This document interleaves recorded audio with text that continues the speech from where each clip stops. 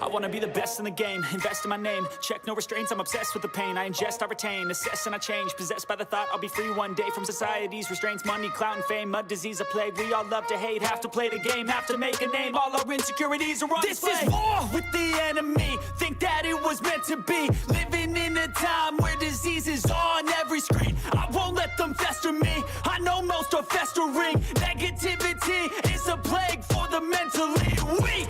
No mercy, all I got is working. Never stop searching, never quite so thirsty. I'm toxic and psychotic, with this logic, you can't stop it. It's been chronic since I was a boy, so neurotic and chaotic. Built to last with the webs I'm weaving. I could change the past with all I'm achieving. Got my foot on gas, never stop competing. If you break like glass, then this life's gonna eat 'em. Make mistakes real fast, then you learn how to beat 'em. If you take off the cast, you can see all the healing. If the pain's in the past, move on from the grave and put your foot on the gas. No, never stop competing, yeah. I've been doing this, I'm on it. I just wanna be iconic. Sipping on a gin and tonic, got me going off when I'm on this topic, yeah. If I ever play, I want it. You know that I'm always honest. Stay away from those who are toxic. Keep them out your face, no way, you don't want it, yeah. Don't try to drain my energy. The enemy is everything. It's mentally, unhealthily, spreading like a rare disease. But I won't let it get to me. I don't need your therapy. I can leave a legacy of leading by intensity. Come on, we can fight this. Freedom is priceless. Spread just like a virus. Living in a crisis. Do you feel courageous? Do you seek greatness? Trust me, you can take it. Go on and take your aim. I was built to last with the webs I'm weaving. I could change the past with all I'm achieving. Got my foot on gas, never stop competing. If you break like glass, then this life's gonna eat 'em. Make mistakes real fast, then you learn how to beat 'em. If you take off the cast, you can see all the healing. If the pain's in the past, move on from the grave and put your foot on the gas. No, never stop competing, yeah.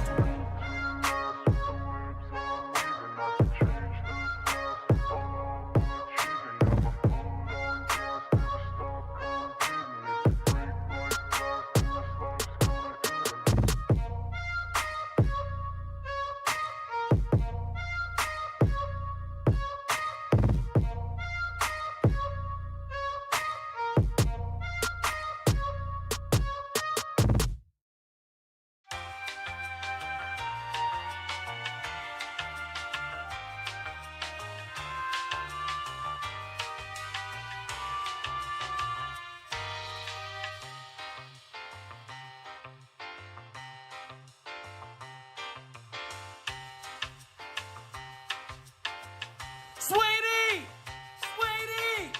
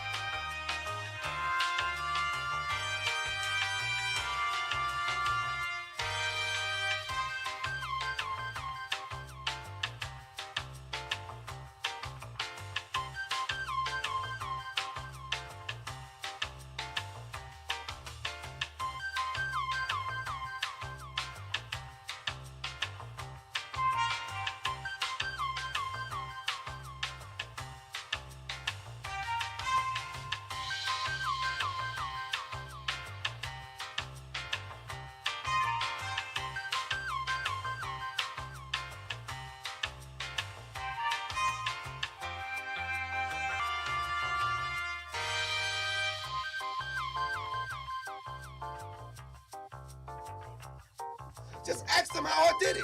I got out the limo, grabbed her hand, went upstairs and fucked her. He was with her.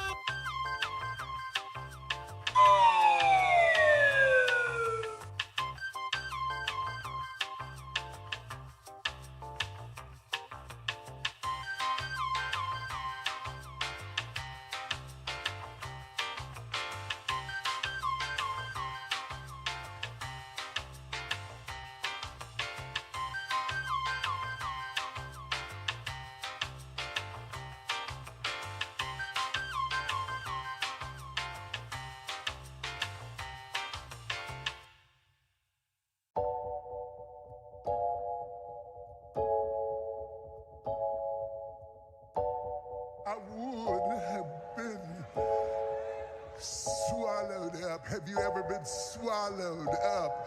Have you gone through a time of swallowing? I'm a fucking bitch.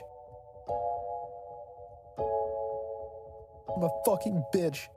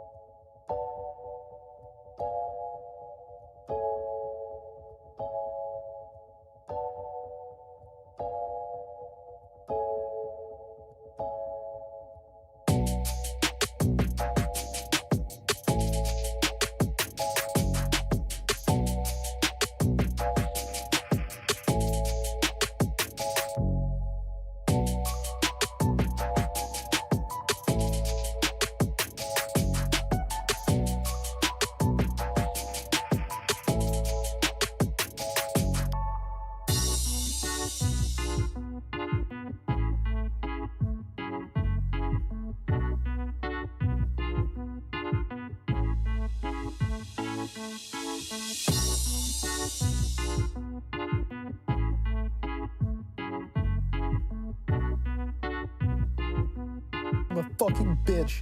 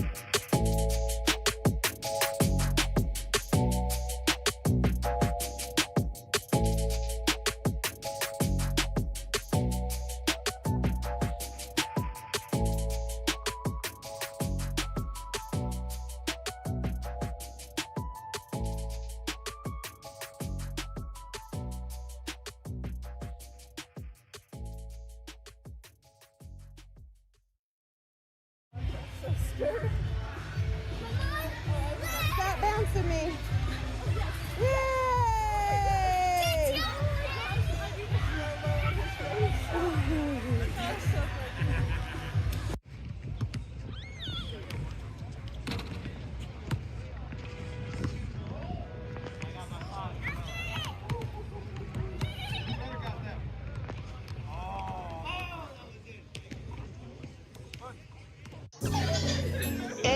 I'm in Miami right now. I'm in Miami right now. I'm in that for your file. I'm on Ocean Drive. I'm in Miami.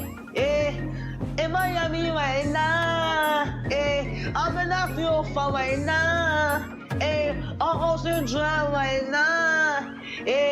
That's on my mama. I'm in Miami. I go to the window, so I'm going to Cali. I swear I'm too official. I'm out with them niggas. I'm some other rapper on the city. That nigga, he wicked. We pull out with them guns. You know me in the real. Well, mama pays, I ain't having ever since that I was real. Now I came up like an AP and I will never squeal. Will never ever run my mouth, cause I swear I'm too real. Yeah, I'm in the East Coast, I'm living life for real. Why the fuck you can hate it? I advise you to chill.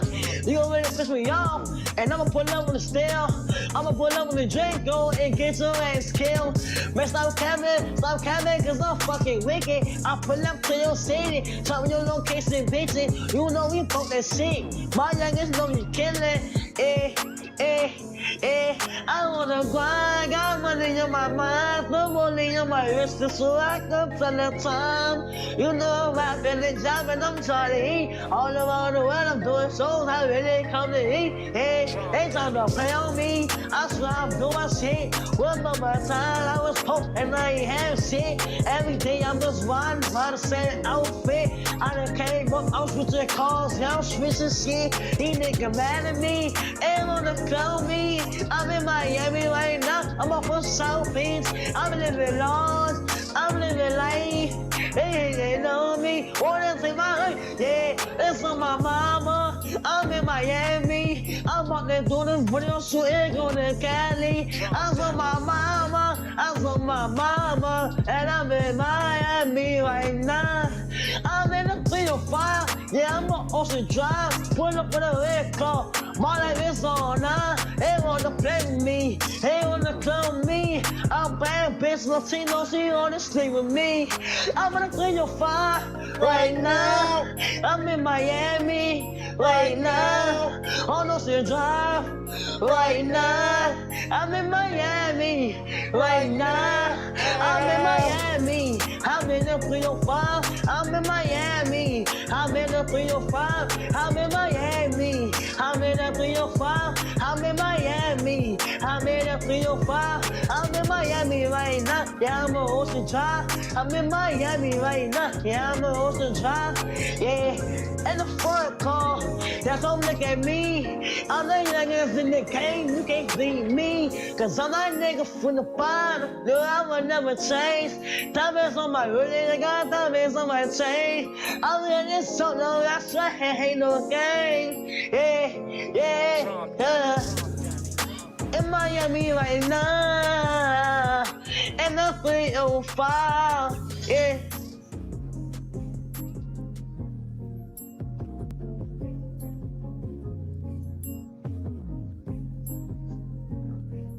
I'm a fucking bitch. Bro, this ain't it, dog. What? That was pain I was spitting. The depressed music is in. Listen, you really want to pop? Diss somebody. Oh, yeah. People love beef. But who could I beef with? Oh, yeah, I got somebody in mind. DJ Pooh, start that beat up, homie. Bitch, what you thought I forgot? I'm grown now. You think just 'cause I came out your womb, your slew-footed ass can tell me what to do? Hell no, you got something else coming. In 03, you embarrassed me when you caught me and my friend smoking. Your big ass walked up, built like a fridge with the doors open. When I was a kid, she made me wear a helmet when I rode my bike. Woman had me in that ghetto school when she know my ass couldn't fight. You keep cutting the beat off, man. What's up? Bro, you making a diss track about your moms? Yeah, what's wrong with that? The woman that raised you? Hold on now, she wasn't always there. She used to work 2 jobs and come home late and cook dinner for me. Talking about I gotta clean the kitchen. Talking about she too tired to clean the kitchen because she been working all day trying to support this family. Ain't nobody told your goofy ass to get 2 jobs, mama? What? Hey, I'm not a street nigga.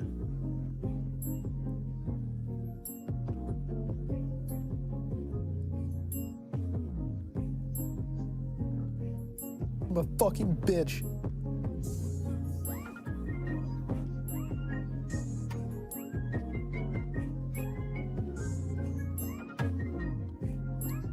Late night crew. What the fuck going on, cousin? Happy Friday. When I say weak ass, you say bitch. Weak ass bitch. Weak ass bitch. I'm a fucking bitch. I've been saying this shit for weeks. I'm glad you have caught up to the party, sir. And Vince, I understand, nigga, you.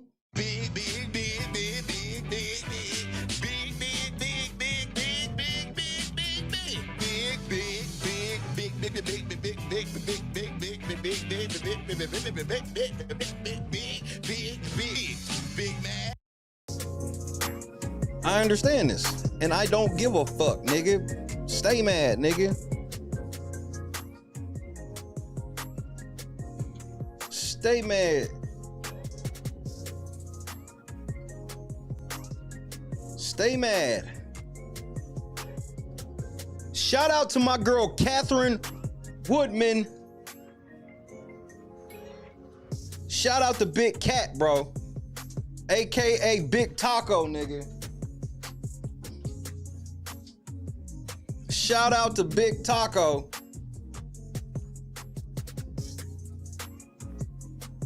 I would tell y'all to say what's up to your boy,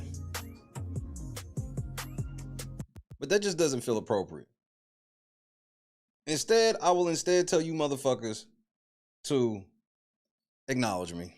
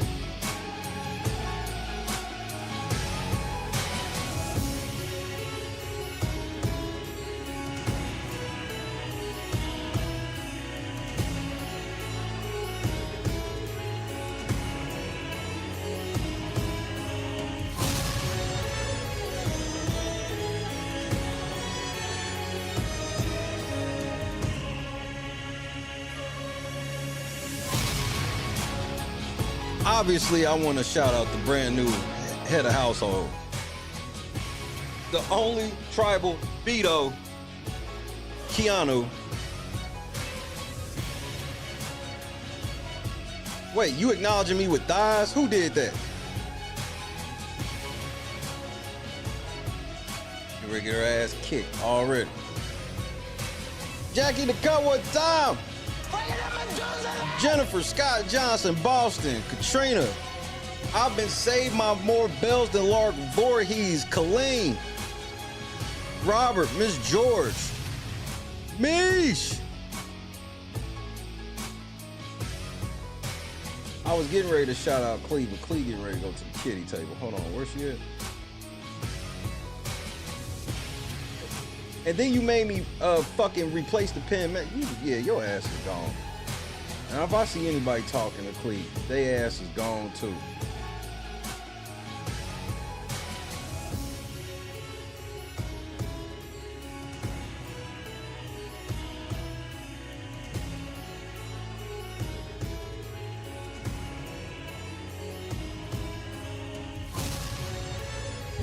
Fucking loser. B. Nick.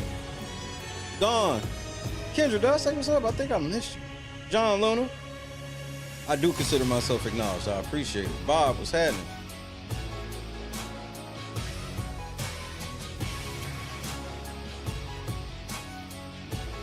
Will he get the job done today? Fuck no. Let's be happy for him now, because we about to be mad.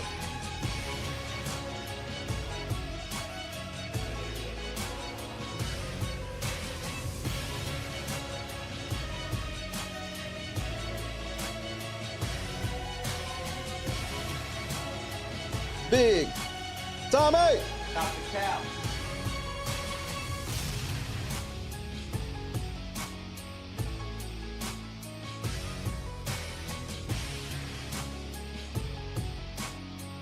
That's what's up, Rhonda. I'm glad. I always come in peace. I'm a peaceful nigga. I operate in peace.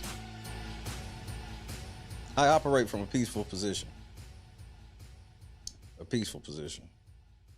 I tell niggas to acknowledge me and the motherfucker gonna say legs. Who the fuck? My name ain't Legs. Legs. And I don't know karate either.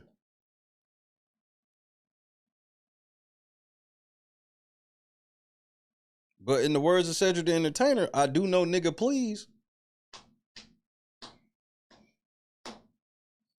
Do know nigga please. Before I get myself going, because this is a stream that I've been waiting for. Oh yeah, your boy is safe for yet another motherfucking week. Morgan,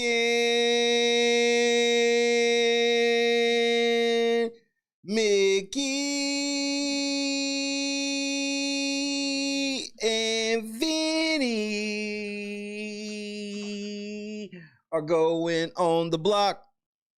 Going on the block. They going on the block, block, block. You made me associate that song with Keanu. What the fuck does that song being associated with Keanu has anything to do with you having poor listening comprehension? The instructions were very simple. They were, why don't you, instead of me saying what's up, instead of y'all saying what's up to your boy, why don't you acknowledge me? That was very, very clear and concise.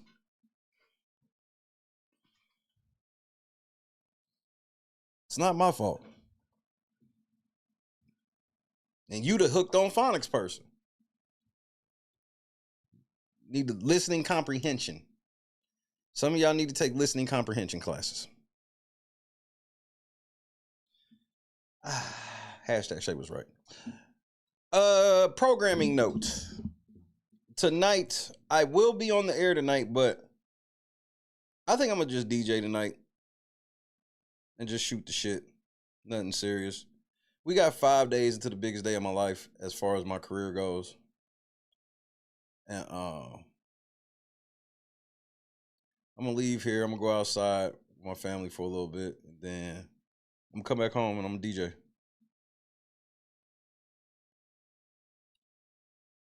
I'm gonna DJ. I'll have some videos. We just, like I said, we'll just shoot the shit and laugh.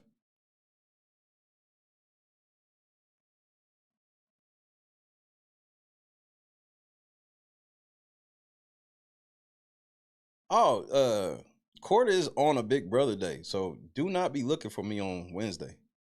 It's almost guaranteed. It's like 98%. I will not be here doing Big Brother on Wednesday. No way. No way. And I might miss eviction as well.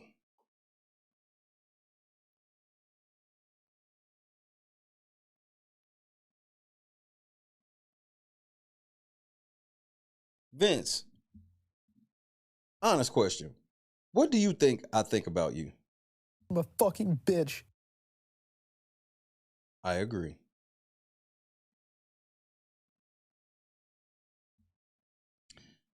I might have to, like, Crosby is that big. Like, everybody know me, know I don't miss evictions for anything. Except really, really important stuff. It's just never nothing really, really important. I'll miss anything if it's important enough. I'm not one of those people where I could be like, I'll miss out on things, because there's always something more important. Always. It's just that something more important doesn't always show up.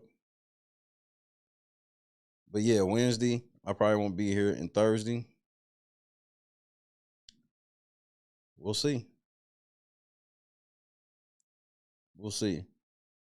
I'm gonna be on such like my emotions. Like, whatever happens Wednesday, I pretty much see my body just shutting down. Matter of fact, let me take an edible right now.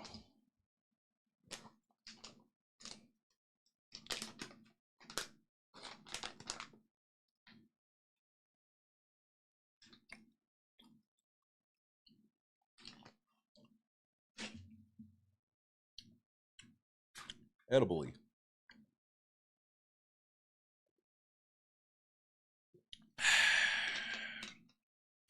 Oh, I will not. No, there's no such thing as taking a week off of Big Brother. Because even though I'm not here, I'll probably watch it or whatever.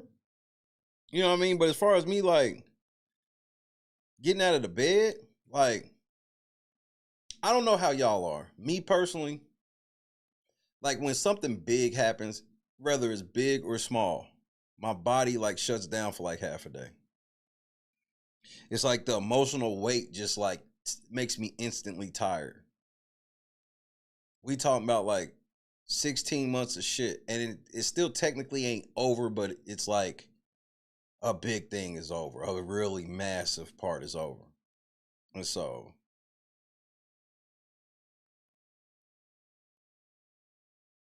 it's heavy on my mind. I'm not gonna lie. I don't need to be prideful. Fly just self-evicted in my drink. The worst ever. So I don't need to be prideful and, oh my God, Shay, you're weak. Whatever you think, nigga, I don't really care. I'm just telling you what I go through.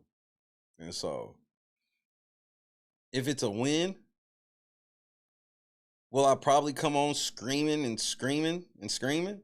Probably. But after that, I'll probably pass out for like 18 hours.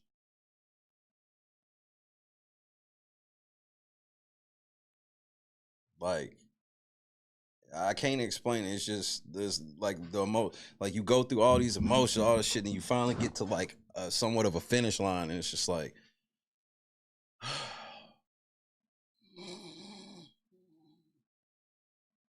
gone. So I wanted to make sure everybody knows tonight is going to be a fun night. Today is going to be a fun night. I'm almost finished with the complaint, bro. Jed, where's your videos at, nigga? You said all that shit. Yeah, we not putting videos on YouTube right now because we doing this, and this. And it's like, nigga, you hid them videos. That's cool. It helps my case so much more.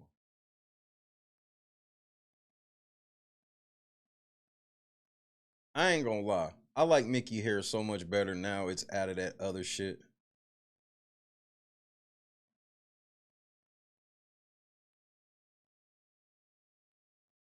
But I also got a soft spot for Mickey. She fine in the motherfucker, but she's also a mega liar. Conscious, I'm working on yours. I ain't forgot about you. It do looks crunchy, but I don't know why. It works. I think this works for her better than that shit with like them knots at the end. She's just really fucking pretty to me. I want to see her completely barefaced because I got a feeling it doesn't drop off that much. Her hair do look like ramen now, but it works for her. I'm just being honest. You know me, I'd roast it if I didn't think it, but I also know I have a soft spot for this girl. I think she fine. Now, soft spot as she could run game on me? No, nigga, I'm a married man. Can't none of these hoes run game on me, nigga. I could tell a bitch right to her face, I think you fine the motherfucker. And if she think that has unlocked some type of shit with me, she gonna find out the wrong way.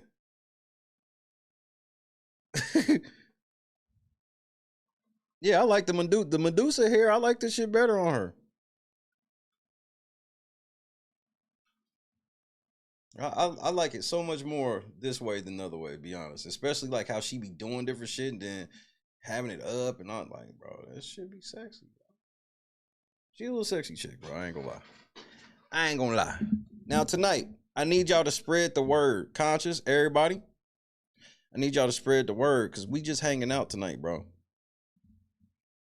We gotta, and this 5 days, I know this sounds cliche and corny, but it's a big deal for all of us coming up. So this will probably be our last time to like all hang out together before something so monumental. So come hang out. If not, fuck you. I'll just remember who was there and who wasn't. Bitch ass niggas. Let's listen in on Keanu and Vince before I play this video I want to play. Person over over the grander scheme of things. And like, I just can't, that's why that person needs to go. Yeah. That's why I want you to stay and I want that person to go. Because I need you to finally choose me, dude. Because I chose you, day two. Fucking bitch. Yeah. I know. I chose you 50 days ago. I'm a 51 days bitch. ago. Yep. And if you saving your ass and her leaving finally makes you choose me, then it'll have been worth it. That's a I'm a gamble that I'm willing to fucking take. bitch. That's a calculated risk that I'm willing to take. And if you leave, that would truly suck. But at least I could sleep at night. If you leave, that would truly suck. And that you wouldn't use that as a plan or betray. I would never betray you, and I would never betray This nigga get ready to go to the house, the Kelly nigga. thing, but after the vote, she told Kelly to tell me that she hates me and she would never forgive me. Oh, So shit. that was the only reason I used her as a pawn, is because she literally the morning of nominations, I was told that she hates me and she'll never forgive me. What, because of you sending Rylie home? Because of the Rylie vote. Of course she said that, like, right after he left. Well, it was the day and the next day. But you had conversations. Lauren had conversations. Nigga, don't try. Not Vince trying to be like, I had to do cat, nigga. Sure you did. You've just had that unpredictability of not knowing how she feels about me. That was the only reason I used her. Well, but I would never do anything to you or Lauren. Yeah, I believe you. But I need you to choose me, though. Oh, you forgot something, Vince. I'm a fucking Just know bitch. that.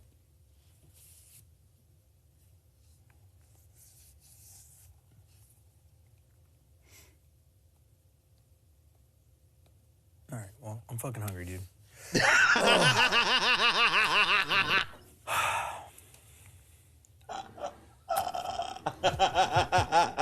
Thanks for the talk. Yeah, dude. Sorry for all the shit. He told I've that done. nigga he was hungry, nigga. Hey, well, Just look, man, I'm fucking hungry, man. Right. Really got time for this shit. Just win. All right. And if I win, then we can revisit this conversation. All right. I just know that I do not want you to go home. I know. I believe you. Man, I know I'm you hungry, don't. bro. I know Like, you don't. But I also know you feel like you're kind of you're in that tough position where your hand is forced, where you have to make a statement. And I can respect that. That's fine. Even at my own cost, I can respect that, because it's everything you say. You know, you paint a picture perfectly. I know exactly what I've done. Not a good look. Not good. So. nigga, Vince standing here looking like a lonely ass puppy dog, nigga. Everything I wanted to say to you, I said already. This is amazing. I'm just gonna tell him, hey, I already said everything I wanted to say. So Yeah. Well, I still love you, and I. Nigga, Vince want that nigga to say, hey, nah, come back, Vince. I'm gonna keep you. Outside here, so. Vince want him to say that shit so bad he ain't gonna say it. I'm tough. I'll win, and we'll be good. get your head on straight. I'll get it straight.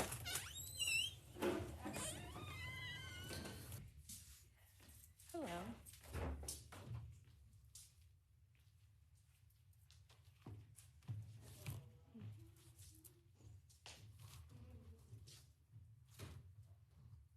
Vince, you wild. Hey, Mickey. Yeah, of course. Yeah, you would not like that. It's basically ice cream. Did the chocolate protein powder with the chocolate vital peptides, and then cinnamon and vanilla. Nigga, Vince at the motherfucking door, nigga. Hey, nigga, Keanu told that nigga, get out. Hey, nigga, look, man, I'm hungry, man. I ain't really got time for this fuck shit, nigga. Hey, so what your bitch ass want? Huh? You, what? Speak up, I can't hear you. Keep you in the house.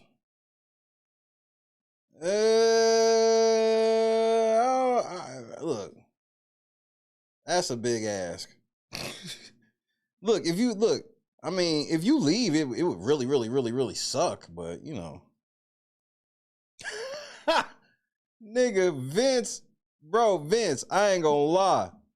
I like when you like this, Daddy. Daddy, I like when you scrambling and scraping for shit. I like that. I love it, bro. I love when you all scrambling and scraping for shit, bro.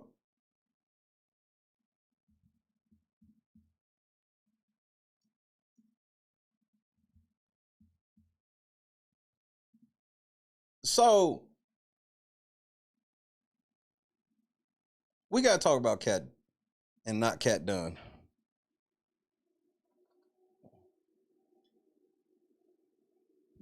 It's total Mickey energy, Morgan. Hey, nigga, look, I'm trying to get something to eat.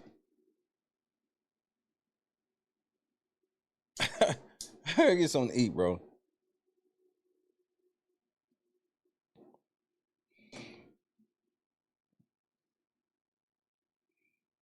Be safe, Colleen.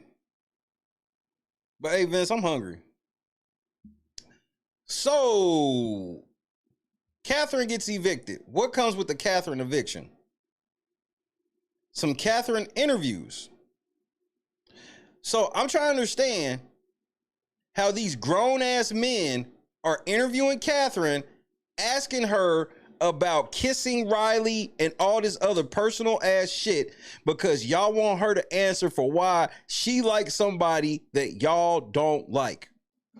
Even though y'all have never met this nigga or anything. And production is letting these niggas ask these motherfuckers this because I figured it out. CBS is encouraging parasocial relationships. Remember, they had Julie dog ass get on there and asking about their relationship and shit last night. Like, Julie, you got your fucking nerve. What if she'd have asked you about Les Moonves, nigga? What if motherfuckers start asking you, Julie, why are you still with Les Moonves? So I think you, of all people, need to shut the fuck up. Talking your God 101. What part of God 101 is that? Feels like hypocrisy to me.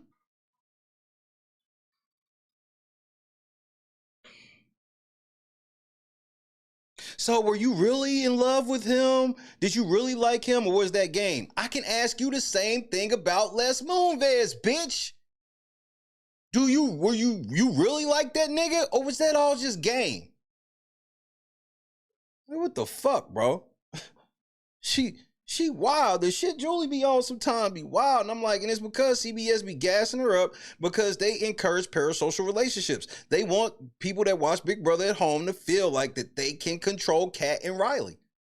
They can control if they date. Now they want to be like they control showmances. Oh, we want showmances, but if this girl get with somebody I don't like, then I'm gonna get them, try to break them up or get the guy out of the house for her safety, even though the very next week she can go home and I'll celebrate it.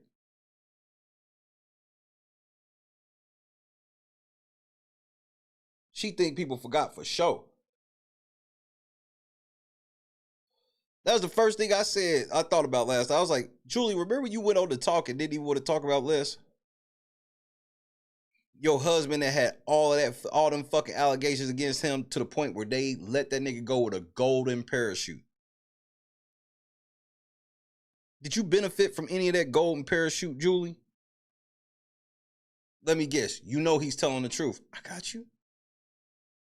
Because I don't think people should be judging your relationship like that, which is why you should shut the fuck up, bitch. I wish a motherfucker would ask me why I'm with Christy, nigga. You want to get cussed out? You want me to cuss you out, nigga? That ain't none of your fucking business, nigga. I wish a motherfucker would ask Christy why she with me, nigga. I cuss you out in that case as well, nigga. It ain't none of your business what she like about me, nigga.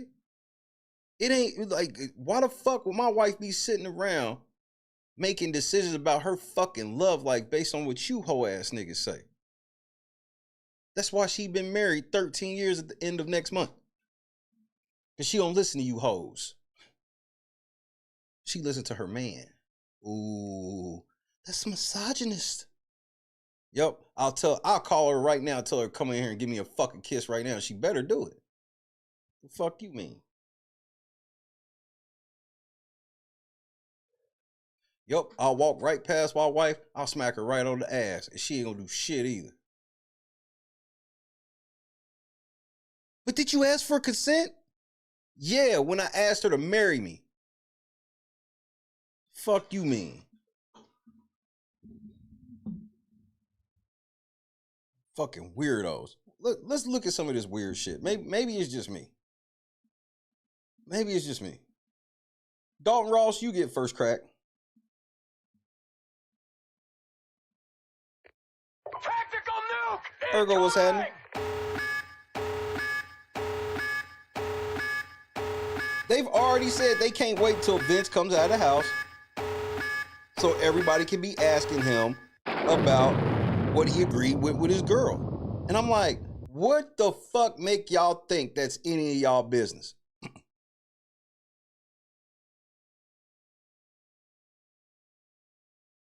And I'm going to say something, Vince. You need to break up with her. Because the new version of you that you need to become, she's not going to want to be with that nigga. Because you're going to be too good for her. She's going to make you feel bad for being too good. So you need to break up with her. Any bitch that's going to motherfucker get on the internet trying to make you look bad while you can't defend yourself and you in that house and you the one on TV under the spotlight, don't be with her. Don't be with her. She got a problem with you. She needs to sit on that shit until she talk to you. She don't need to be on the internet talking to strangers about it.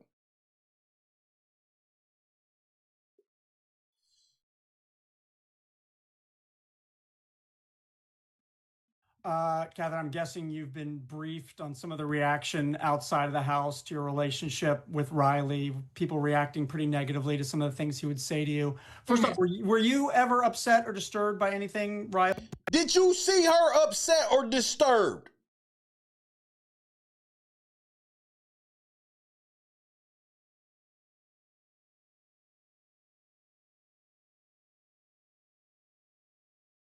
Did you see her upset and disturbed? I'm gonna say no. This is Dalton Ross' zesty ass. These niggas think because they write for these magazines and shit like that that it like matters, but I don't know anybody who reads Parade. I don't know anybody like who reads any of y'all shit, bro. Like EW, Entertainment Weekly, I don't know anybody who reads that shit. It's for people with parasocial. It's the parasocial relationships ESPN.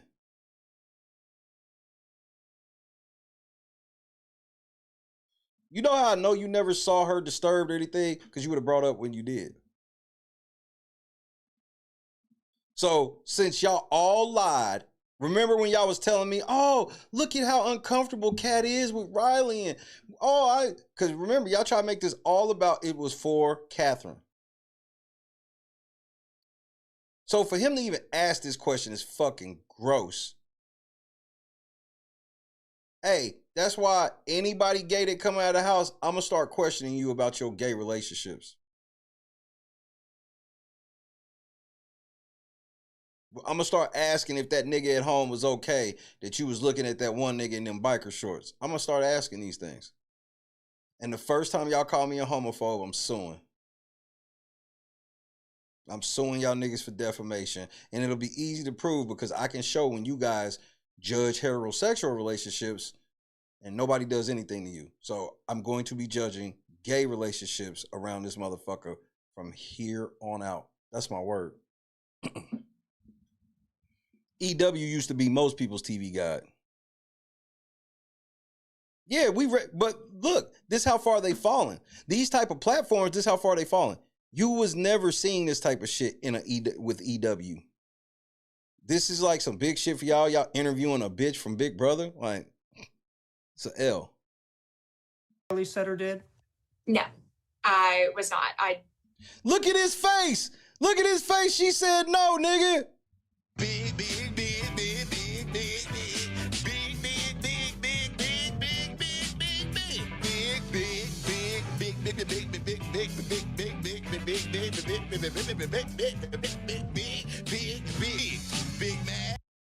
Oh, he's upset, nigga.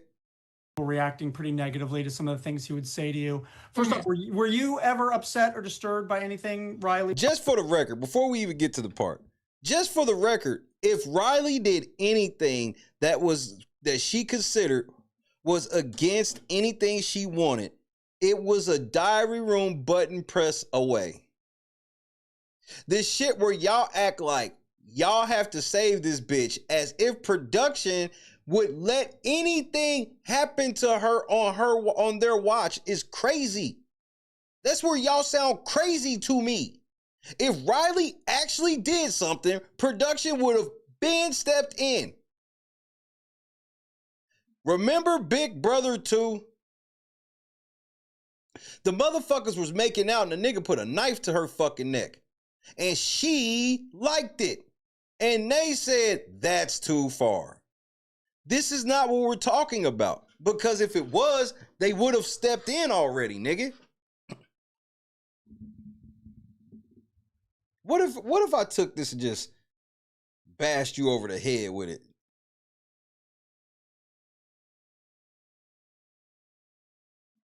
So I've seen production in situations where they have to fucking step in and go, and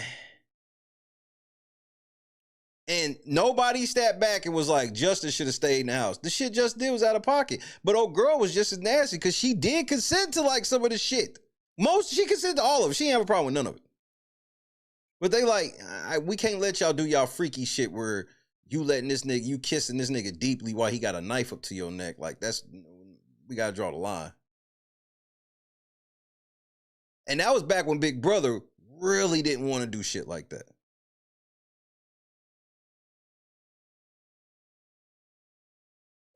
Yeah, they don't even have real knives in the house anymore, all because of this shit.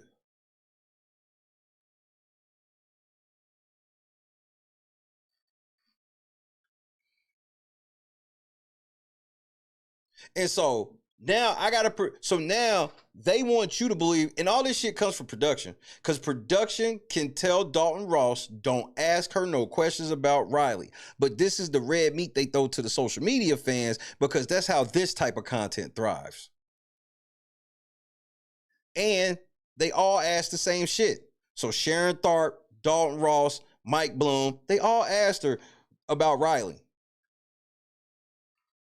So now imagine this shit. You've played Big Brother for 7 weeks.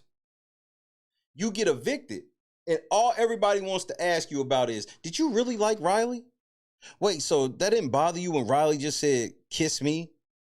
It didn't bother you when he said, sit down, or I don't like your tone? They think that's misogynist for you as a man to tell a girl that you're in a relationship that you don't like her tone. I'm like, y'all don't understand what it's like to be with people forever. You know why? Because y'all don't know how to fight through stuff. Not fight with each other, fight through stuff. You with a motherfucker for umpteen years, you know what? There's going to be times you mad at them. There's going to be times they mad at you. But that's why you make the vows, so that way it never matters because you not leaving. These motherfuckers, they quit everything fast. They've been in 200-300 relationships. Bro, these motherfuckers believe in non-economical monogamy. Or what is it? Ethical non-monogamy. That's what it is. Ethical non-monogamy. Why? Because they want all the good parts of a relationship. They want to go out, they want to laugh, they want to have fun, they want to fuck. But when times get hard, I want to be able to run. I don't want to deal with none of the tough times. This is what I hear when it comes from y'all niggas. That shit was funny as fuck. I don't know if y'all seen the new King of the Hill, but that shit with Connie doing that shit had me in tears. So it's like, this is exactly what y'all niggas be using it for. A way to just try to get all the perks of being together without being together.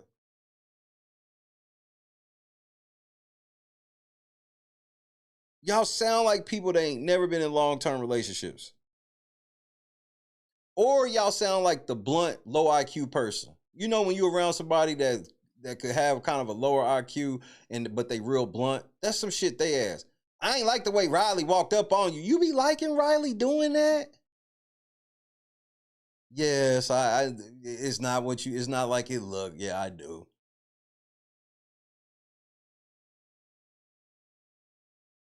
Yeah, they think that's abuse for a man to tell a woman that I'm never letting you leave me. All that is whatever argument, man. That doesn't mean that I'm going to physically kidnap you.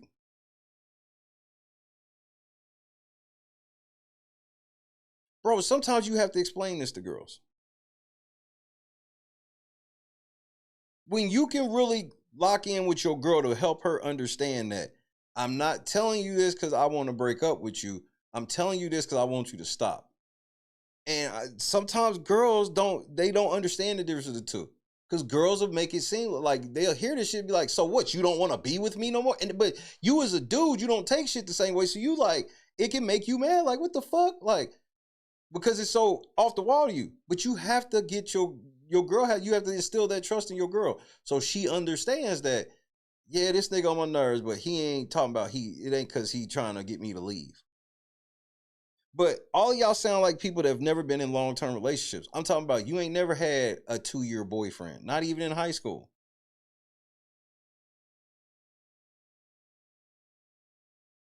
Like, y'all ain't never been in a relationship for like legit 2 months. Like, and one of the relationships where you talked every day and then it progressed more and more and more. And then y'all realized y'all wasn't for each other.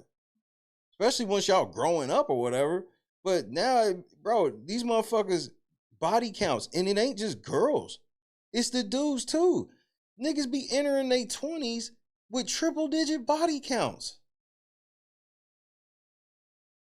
And yes, we had some motherfuckers that was on that shit like that, but it was not as prevalent as it is now. And that's the other part, Wyoming. That's the fake part about it. If it was a nigga they wanted, they would accept all of that so-called talk. If Rylie was somebody that they thought was a 5-star nigga, he could say all of that. Come here. Why ain't you kiss me? All this shit. And they find out, ooh, Katherine.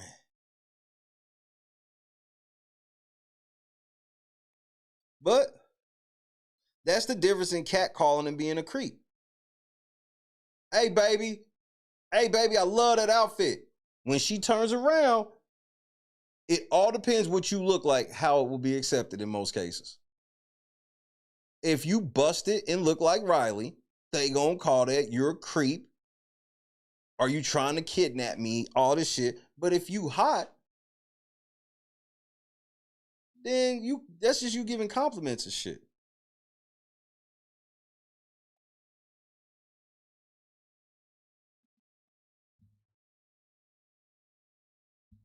Outside of the house to your relationship with Rylie, people reacting pretty negatively to some of the things he would say to you. First off, were you ever upset or disturbed by anything Rylie said or did?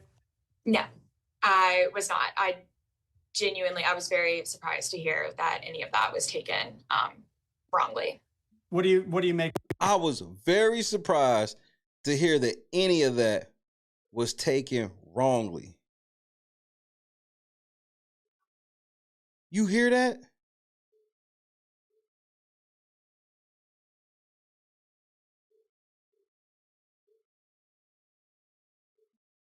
And that's the thing, B-Nick. They don't realize that they look creepy. They think Rylie look creepy. No, y'all look creepy. Look at your eyes.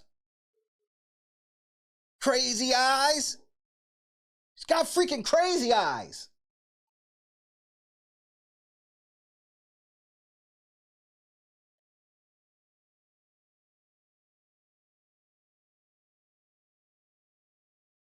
They be asking this shit with a straight face, nigga. This shit be making me so mad.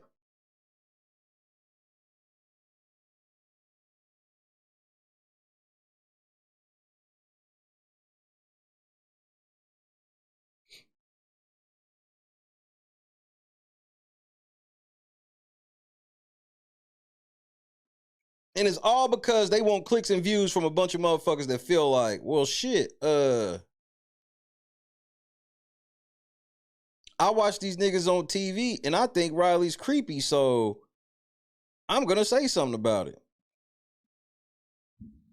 Of those concerns from viewers? I haven't had a chance to talk to Rylie yet, but I hope he's doing good. I think it's timers that are ringing on your smart home devices. Well, thank you. Really concerning hearing that that he wasn't being seen in the best light. And I hate that I had like any part in that. And yeah, I'm excited to get to talk to him and offer him some reassurance that I never felt that way around him or with him. And I genuinely love that I got to share my experience with him in the house with him.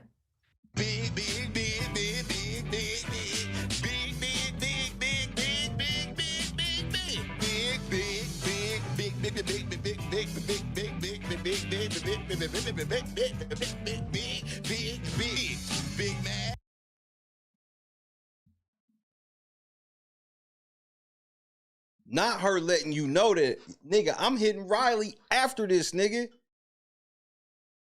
I'm gonna hit Rylie and see if he want to fuck with this Taco Supreme, nigga. Now what? I mean, he's shocked. Look at this nigga. He's shocked. Bro, he can't believe it. They get duped like this every year.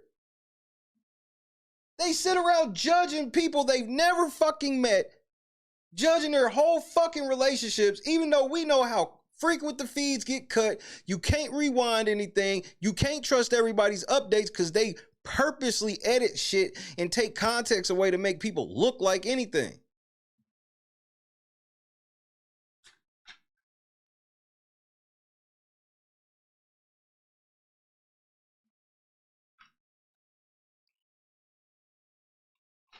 Well, can they prove unbiased?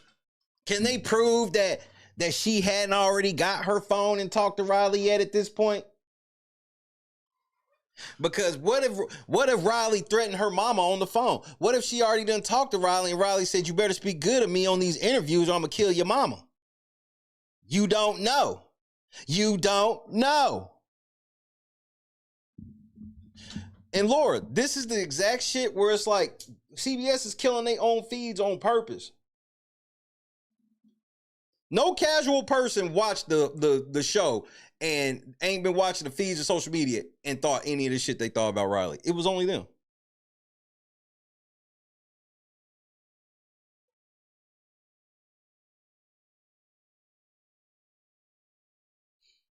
I mean, that's preying on their downfall.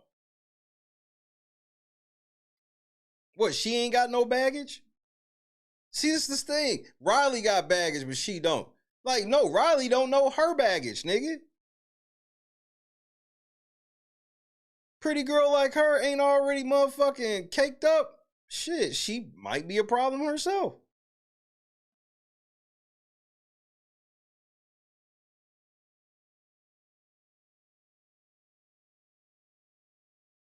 $54-year-old man sitting here asking this bitch that's in her 20s about her relationship with this other nigga that he don't even know. I mean, this is the definition of dirty macking.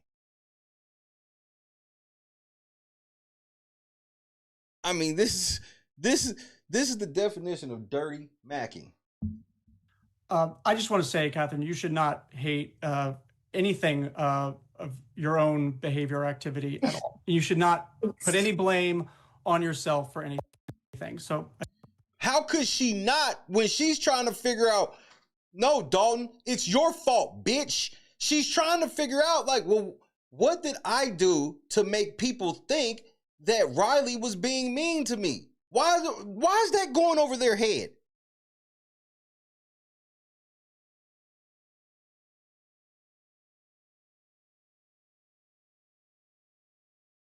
You didn't do anything wrong. You didn't do anything. Okay, then. So if I didn't do anything, and look at her face, she ain't buying none of this shit, man. I fucks with Kat, man. I'm shitty she gone. Bro. I didn't appreciate you while you was there, Kat, man. Boston tried to tell me to appreciate you more. And you look very pretty today. This is one of your best looks. But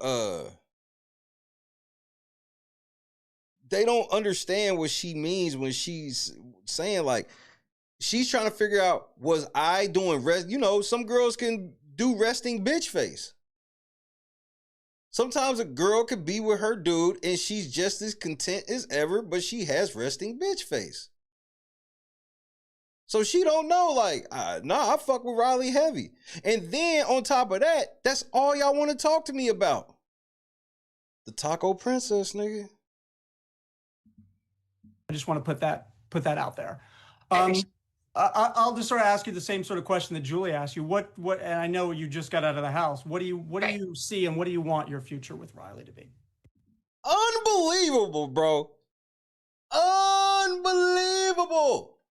So yeah, so you really like him then? So where is this all going? Or, you know, is this just for game?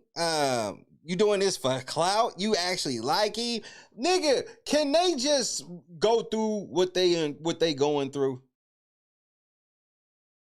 She ain't even talked to the nigga yet. Why? What the fuck does this have to, they told us this is the 25th anniversary, and these are the post-game interviews of the 25th anniversary.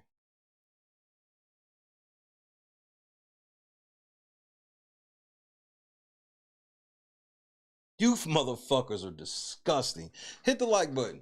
You motherfuckers, it never ceases to amaze me. Y'all tell me it's me. I'm the problem because I say words like bitch and I smoke my reefer. But I don't do shit like this. I don't be trying to ruin people's lives. I ain't never gotten an interview with nobody.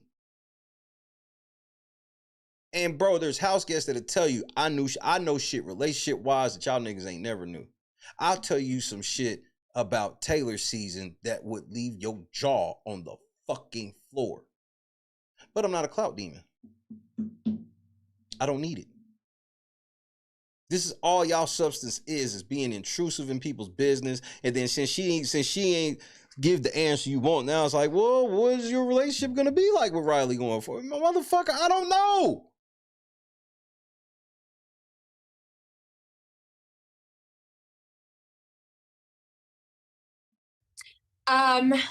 Yeah, question is hard. And just for the record, she's supposed to be the raging feminist, which I don't know how true that is. I think that's another one of them fake joints. But if it is in a way true, she's mad at Dalton right now. Like, who the fuck are you, you old creepy man, asking me about my relationship with another man? She don't know nothing about. I guarantee she don't know this nigga. Like, if I was talking to this nigga, I actually know who he is. She don't know who this nigga is. Hard to answer. Yeah. We'll see what happens. He is going to be one of the first people I talk to once I have technology back in my hands. So right, because even though she's off the show, they want her to do interviews without saying hi to her mama and them first. They don't want her to get her phone so she can find out any truth of what's going on. She has to find out her truth and answer questions based off what these motherfuckers are saying, who leave shit out and add shit purposely. Why couldn't she have her phone back already? Why would not the day that the moment she's evicted, she come off the stage, she can't have her phone? Why not?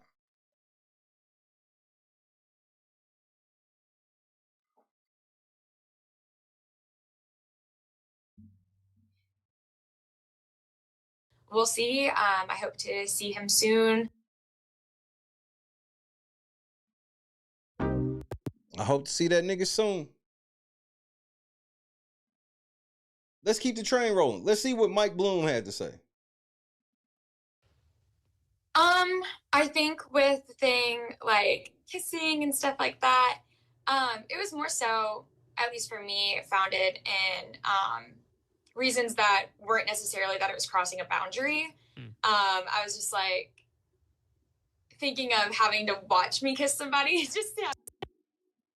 You're fucking gross, Mike.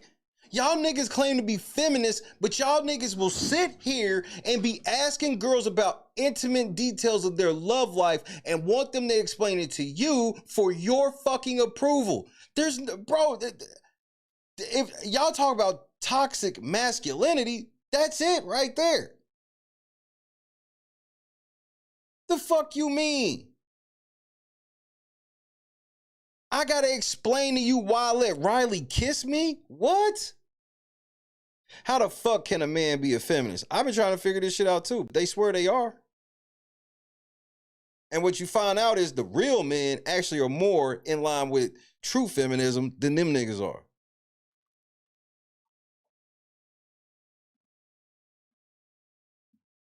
Because hold on, to give you further context, what he said in the tweet that put this video was, Katherine gives her reaction to some of Rylie's behavior in the house and the audience perception. reasons that weren't necessarily that it was crossing a boundary. I was just like thinking of having to watch me kiss somebody. I was like, I don't want to see that. But I was excited to kiss him. I was glad when I did. I would have been, near him all the time, every day. If I could. I didn't want to bug other people in the house was the main issue as to why I didn't want to, sleep in the same bed as him most of the time. I would have if it wouldn't have made people like you mad.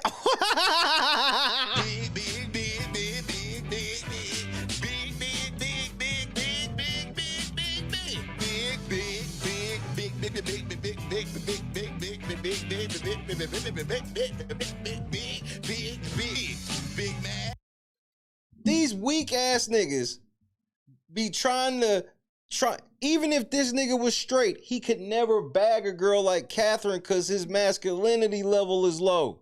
That's why this shit, they don't understand. They don't get how Rylie, the danger nigga, he's a danger nigga. He rides a bull, nigga.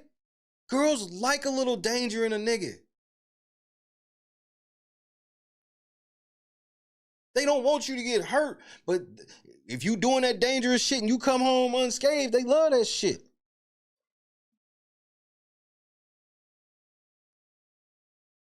And then y'all sitting here trying to y'all trying to get her to say shit so y'all can validate all the fucked up shit y'all said about Rylie for 2 months. Y'all trying to validate it through her, and she's like, nigga, I couldn't spend enough time with this nigga. And actually, I'd have been in the bed with that nigga if I knew it wouldn't have bothered people. Oh, nigga. Oh. Tell me, Vince, what should Mike Bloom say about himself? I'm a fucking bitch. Agreed. Or I didn't want them, rolling their eyes at us. I didn't want to feel like there was animosity towards the both of us, and make his position or my position in the house more precarious. So that was mainly the concerns with things like that. And then the other stuff, that house is extremely emotional. And if I let myself get incredibly worked up, as I almost did multiple times, I probably would have flipped out on everyone in the house. So I genuinely probably did need someone like Rylie to be like, okay, take a breath, calm down.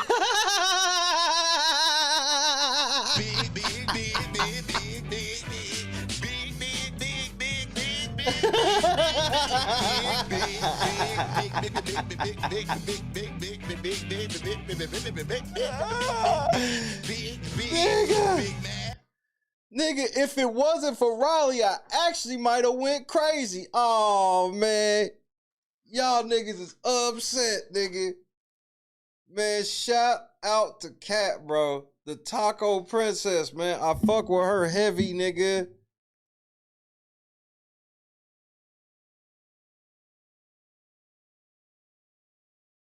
I basically needed him to tell me to watch my tone.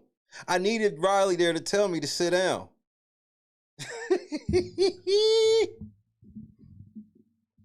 You needed your man to tell you to calm down? Like, nigga, that's why you have your man, your girl. Cause sometimes you'll get worked up as a man in a way that a girl don't understand it, that she can tell you, babe, calm down. Yin and yang, nigga. They don't understand that both sides, they always trying to be like one side is needed more than another, and when for it to be effective, all sides are needed all the time. I know, man, Mike Bloom, mad as fuck, nigga. They all stayed up all night, right? They was ready for this last night, nigga. They was ready to get the Kat. Like, yeah, finally, we get to cook Rylie, nigga. Kat in there, she said, nigga, I would have been laying in the bed with Rylie if it didn't bother people. And if it wasn't for Rylie, nigga, there were several times that I probably would have blew my game up. I'd have been snapping on people, going off of shit, and Rylie kept me in check, nigga. They mad. Shout out to the Oklahoma kid, bro. Rylie, I see you.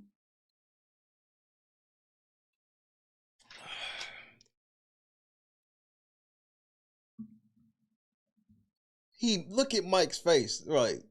This ain't going the way niggas expected, bro. I almost did multiple times. And then the other stuff, that house is extremely emotional. And if I let myself get incredibly worked up, as I almost did multiple times, I probably would have flipped out on everyone in the house. So I genuinely probably did need someone like Rylie to be like, okay, take a breath, calm down. Nothing's.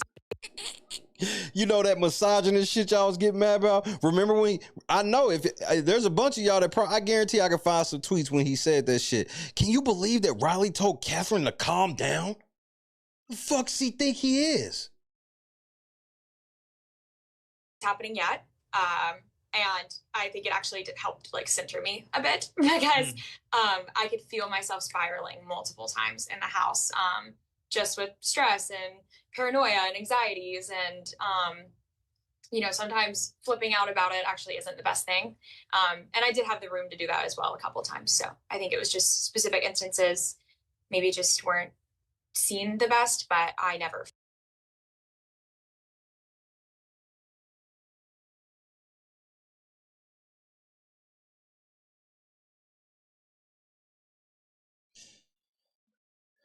Don't y'all feel stupid? Don't y'all feel stupid?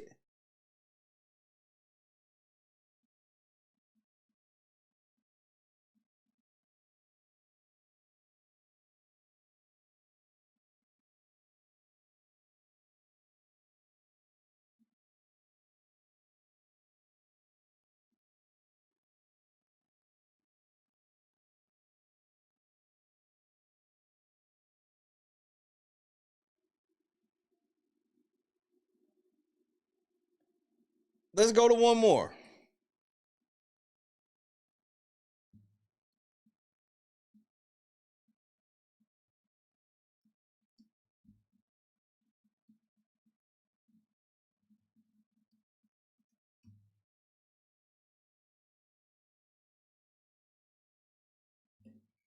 Trying to be superheroes, and they ain't gonna learn shit.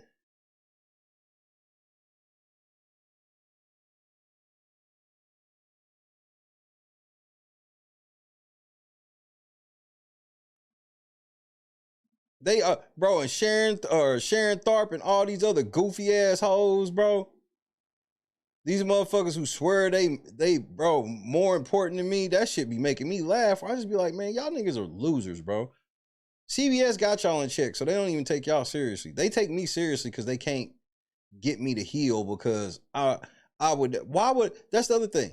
You about to see how they all ask the same fucking questions and I'm supposed to care. I'm supposed to care. First of all, I'm supposed to care who the fuck Sharon Tharp is. Like, she's a fucking nobody. And I have to be checking these niggas like this because the way these niggas be acting like me saying that we peers, they think that's disrespectful. They like, how can I see myself on their level? I'm like, because nigga, what are you talking about?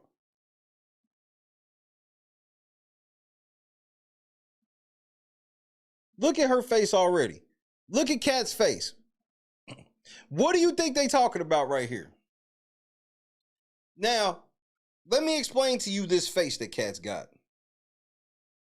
Because Daniel Durston and Terrence Higgins knows this face very well. This is the face they make after they've sat in this fucking room for like 3 hours straight, answering the same fucking questions over and over and over. It's like y'all all none of y'all have a creative thought in your fucking mind. Y'all all ask the exact same shit, which is the shit so you can run back to Twitter and go, look, I asked her about Rylie and she's crazy too because she says she actually like him. I'm glad they evicted her. But go off, sis. You were like, I don't know about showmance. Like, if it happens, great, but I'm not like seeking it out. Yeah.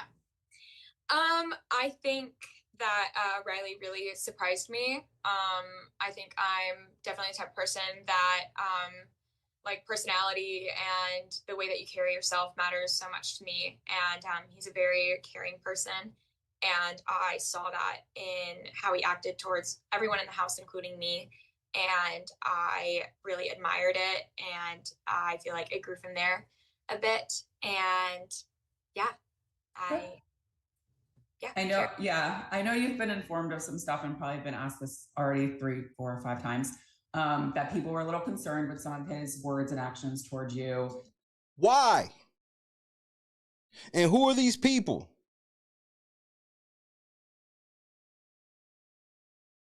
Why and who are these people? I guess, what are your initial thoughts about that perception? And did you ever feel uncomfortable in there? I did not feel uncomfortable at any moment. I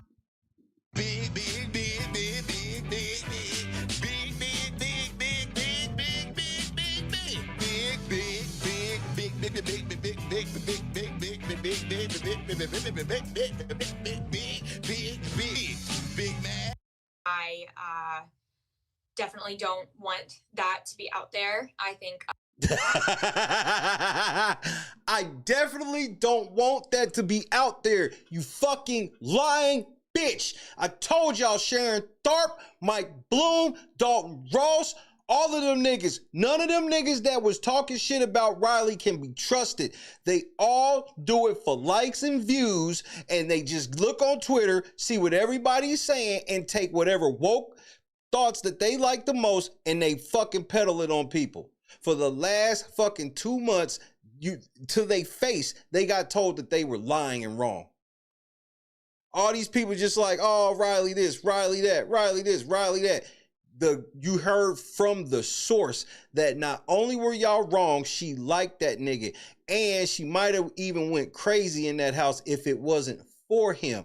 And she'd have been laying in the bed with the nigga if y'all niggas wasn't so weak-minded. Don't you look stupid? Sharon Tharp, you look stupid. Ain't no house guest ever came on my show and made me look fucking dumb like that. There's never been a time a house guest come on my show and been able to say, you know all that shit you was telling your fucking viewers the whole time I was in the house? Well, you was wrong. The main point about me, you was totally wrong. Nope, I have the opposite effect, actually. That's why I'm respected with the Big Brother players I'm respected with. Because I know what the fuck I'm talking about.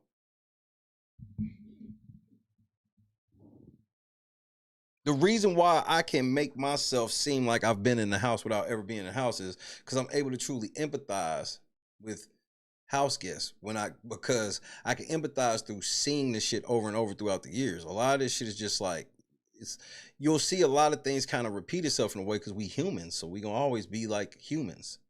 You see what I'm saying? But these niggas, they can't read a room. They're not. I'm good at this shit because I'm good at reading people. I think that is a talent that the Lord has given me, is the ability to read people and read human behavior in a lot of ways. I don't think I'm no fucking licensed behavior expert or no shit like that. I would never disrespect people who have worked on their craft to get those certifications and things of that nature. But within this game, I study people. And I've narrowed it down to maybe like 100 archetypes that basically everybody falls into. You're going to be one of like 100 things. We have the anomalies like the Dr. Wills and the Dans and shit like that. But outside of that, everybody's going to fall into one of these archetypes. So to see all the most prominent so-called Big Brother media whiff and miss yet again on something as big as this shit is wild. But then it makes you wonder, are they getting their marching orders from CBS? Does CBS tell y'all what to start pushing out there? What tweets y'all should start paying attention to and elevating? That word too big for them, Rhonda. Emotions in that house are extremely high, and Rylie is, a 6'5" bull rider that curses a lot, and if you're not living... Well, I know all about that. I cuss a lot, so they use that against me. They can't ever point to anything I actually did. It's always something I said, and then whatever it is I said, they can't say I lied. It didn't make them feel good what I said. You called Taylor a bitch. So what? Grow up. If you can't stop for 2 seconds and go, well, I can see if what he's saying is true, then I can understand why he thinks she's a bitch. No, you be telling me that even if all the shit I say is true, you still can't call her a bitch, and that's crazy, bro. I don't know who raised y'all. Girls that are called great women, you gotta earn that shit. This shit ain't just handed to you. With him 24/7 for 6 weeks straight, it could seem like something that's in a totally different light than what it is. It's passionate versus something negative. I don't even want to really speak on that side, but I don't know. I'm not excited to see that, and I do know that I never felt like anything was being done wrong to me, and I never felt uncomfortable. Well, that's important, at least to know. And Womp womp. And then you got that microphone showing just this is how they do anything for clout. That microphone that's showing on the screen is not on.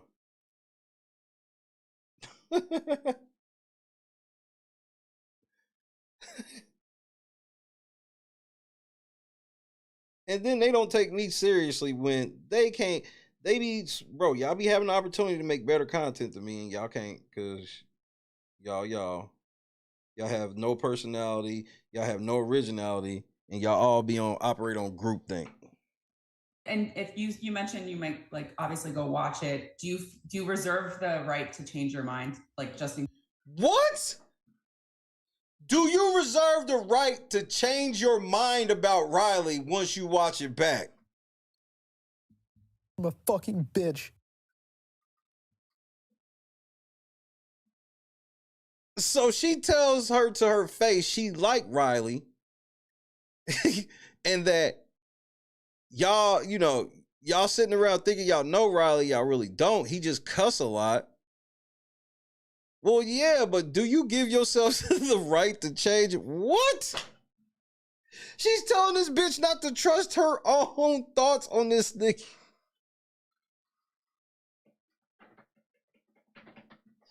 This nigga Sharon Tharp is a fucking loser, nigga. That's the craziest shit I've ever seen. Felt uncomfortable. Well, that's important, at least to know. And if you mentioned you might like obviously go watch it, do you reserve the right to change your mind, like just in case like you happen to watch it and you're like, yeah, you know what, maybe I didn't love that. Like, have you So Rylie, so she's got to watch back, and Rylie had to be perfect. So she's got to go back and watch and keep score and see if there was enough that she did. What are we? I'm fucking confused. She literally lived it. This is what I'm saying. Slut shaming. Look at Kat's face. This the slut shaming, and these are the ones that swear they the feminist. They're telling her she can't trust her lived experience. Like, she fucking lived it.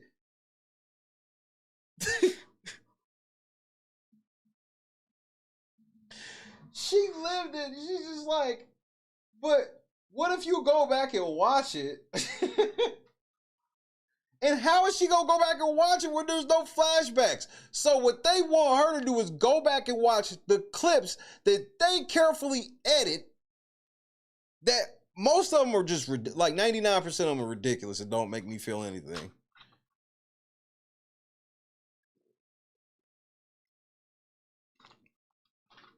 I was there, whore. Yeah, that's what I'd have said. Like, this is weird, bro. Can't nobody talk to me like this about Christy, man. Let me be on an interview and a motherfucker think they can ask me about Christy like this. I will turn the fuck up.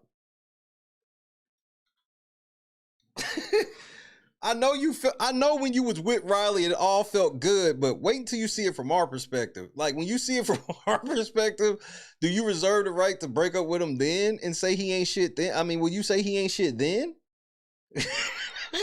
She's trying to figure out if there's even a... Can you at least just say it's possible that you'll say he ain't shit at some point? Look at Kat's face, bro. And they swear this is all about protecting her. Does she look protected? Do you think Kat feels protected? Do you think Kat wants to even continue to talk to her? You know, Rob and them asked her. She probably had to do about 50, just so y'all know, it's a line. And you get a time slot. And I know this isn't hearsay, because it's me, you know, the GOAT of this shit. There's a line, basically. So they'll tell Kat, look, you gotta be up like 7 a.m. 7 a.m. we'll feed you and everything. So look, by like 9:30, 10 o'clock, you're gonna do interviews until about 2, 3, maybe even 4. But probably like 2 o'clock. So who's in line in the interviews? Well, it was everybody on Groupthink and me. That's why my interviews, my sanctioned interviews are better than any of them. Because I made them feel welcome into the community and made it about them while also talking about people that actually fuck with them. Remember, I interviewed the fucking final 3 of the cookout the day after the show. And everybody know how I felt, but that shit wasn't about me and it wasn't about me doing that, and let them do the, bro, there's a time and place for everything. And that don't make you fake. The day after finale, the day after these motherfuckers come out of the house with the shit they go through, really ain't the time to really just be pressing them on goofy shit that don't really matter. You need to be really pressing them about their experience. Because they either want to get shit out or they want you to tell them about good shit from the outside. They don't want to hear, oh, your mama died, your daddy died, your dog died. Like, that's all y'all be bringing to people. Like, they finally back home outside like, Rylie. And it's like, I don't even have that experience with Rylie. Well, wait until you watch it from our perspective. Maybe you will. We hope you will. But look at her hand. She ringless. How old is Sharon Tharp? In her 40s? Where's your man?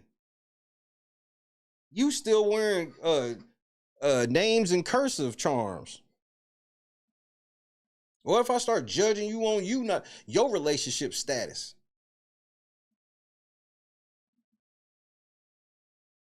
Y'all niggas bitches sitting around can't keep a man, wanna be. Cause most women that keep a man and know how to keep a man do not act like this. They can't form this mental because you can't have this mental and keep a man. It just don't work that way.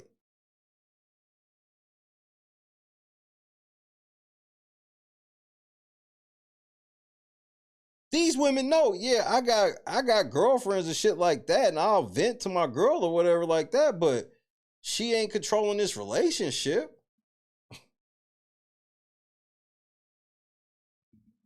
Thought about that as well, or you're still digesting, probably. Not necessarily. I don't think I'm. No, the answer. Hey, shout out to Kat. Hold this nigga down. No, not necessarily. Well, you think you need to. Not necessarily. I was there, bitch. I like Rylie. Fuck you. As well, or you're still digesting, probably.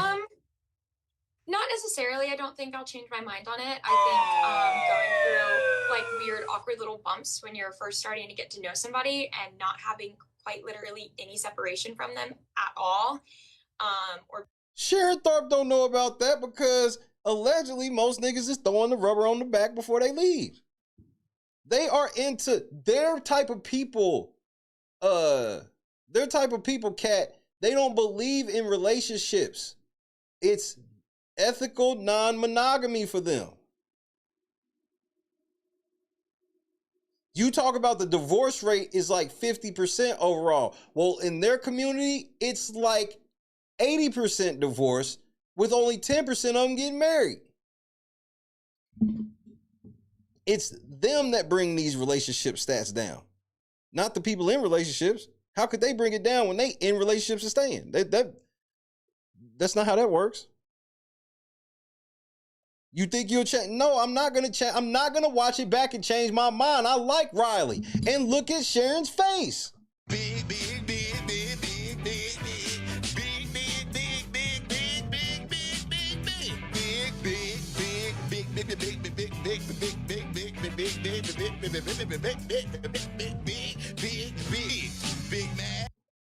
Bro, you females are worth it. Y'all just don't qualify for the females that are worth it. And here's the best part that should make you happy. The females that are worth it, all of them don't want you to be rich.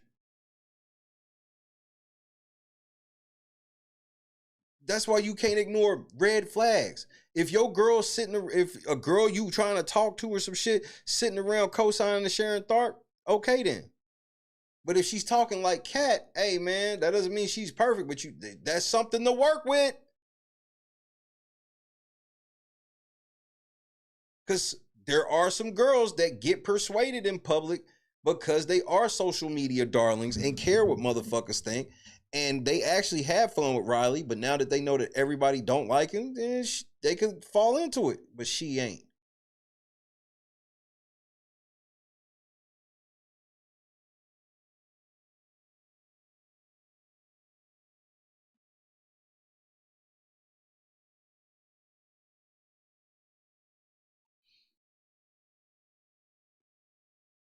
It could be a complexity of a lot of things.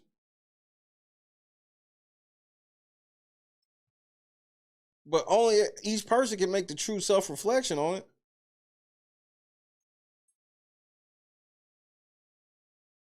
I tell everybody, if you lower your bar enough, you can get married. Pretty much everybody. Especially early. Like the later it gets, the harder it gets. It just is. It's just extremely harder the later it gets. I just hate that they're so, I guess my thing is they're so anti-relationship.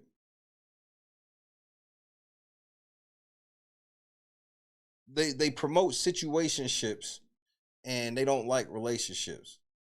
Like Kat and Rylie started to actually be in a relationship.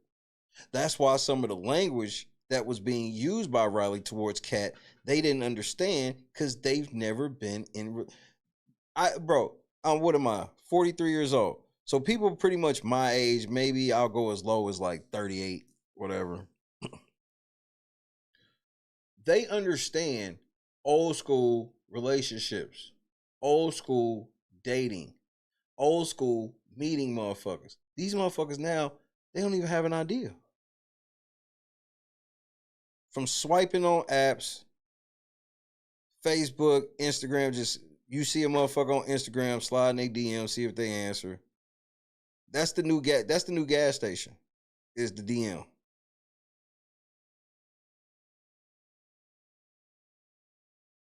And then it's under the understanding of we gonna do a date or two. Fuck. If we like fucking each other, then we'll keep fucking. And then we'll eventually get tired of each other. And then that'll be that.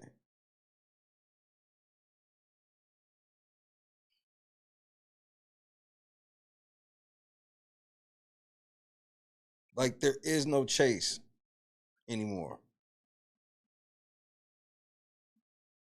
The chase is like soon as we meet, we gonna be deciding whether or not you gonna interested in letting me fuck you with, like, it's not, bro. It's shit's crazy now.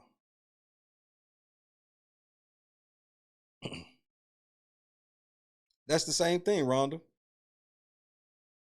You right, Rhonda, but it's the same thing. In this context, it's the same thing.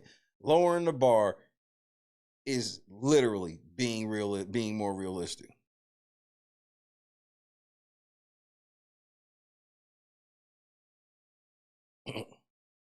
Because for me personally, to make me decide that I want to marry my wife, the checklist was small. I wasn't raised to have all these wild ass checklists. Like, will the bitch come put gas in you? Will the bitch come bring you gas if you strand on the side of the road? Will she bring you a sandwich if you ask her to and not have an attitude? Do she at least humor the shit that you fuck with enough to where she ain't got a problem with it? She don't have to be a wrestling fan, but she cool with me watching wrestling and will go to wrestling events with me, even if she ain't watching wrestling like that. Oh, she don't watch basketball like that, but come playoff time, I can get her to fuck with me. Cool. Let's get married.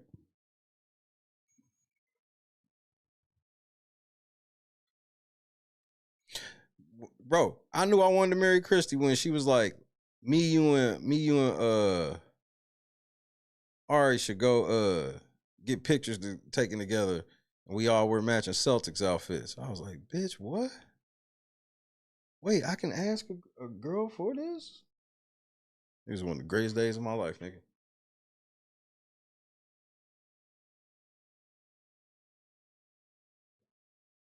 One of the greatest days of my life. I was like, man, she a cold bitch, bro. You are, Rhonda. But that is what the girls are supposed to say. The girls are supposed to say just that. We not getting divorced. I don't care. We gonna figure this shit out because we done made this promise to God, so we can't really balk on it because the devil is going to make sure that something happens to make you feel that way at some point. Tony? Being able to really talk to anybody about your feelings because there's cameras and there's 16 people and then 15, 14, however many other people in the house constantly seeing it as well. I think those bumps are a little bit more aggressive in the Big Brother house, and they're also unavoidable in any like friendship or romantic relationship. And I think it was easy to maybe grab high emotion instances and run with it. And I don't really want to fall into that because I know my feelings in the moment and I'm very assured of myself. And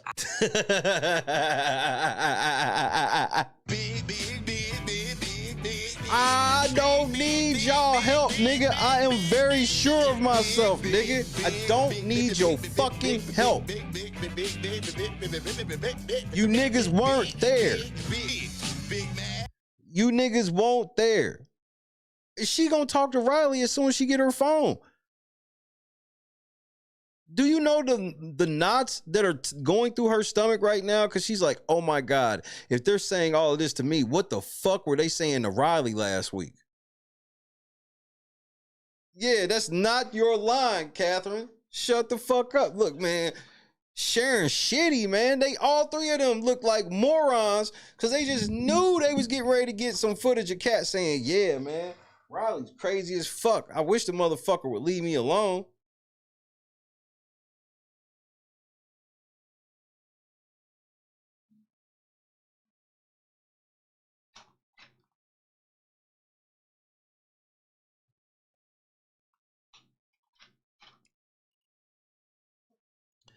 Hey, what we don't do in this chat, to you new folks, we don't personally attack each other in this chat. We don't do that. You can disagree with each other all you want, but we do not take personal shots at each other. We family.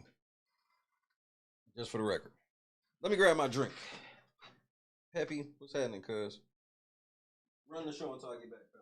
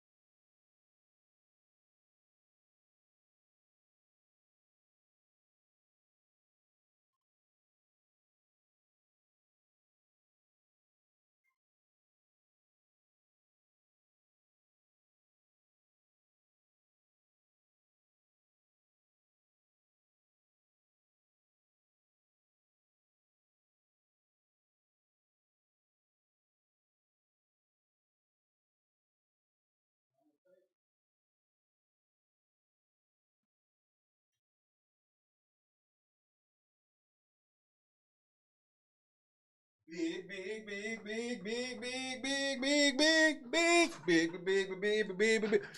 She mad as a motherfucker.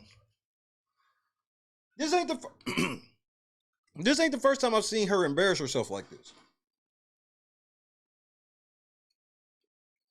They do this every time. They create an issue on Twitter and Reddit, and then they just fucking running into the ground. They create a narrative, then they start watching the feeds, selectively picking anything that Rylie do. Then they start believing their own fucking shit to the point where they came into this interview confident that Kat was going to drag this nigga.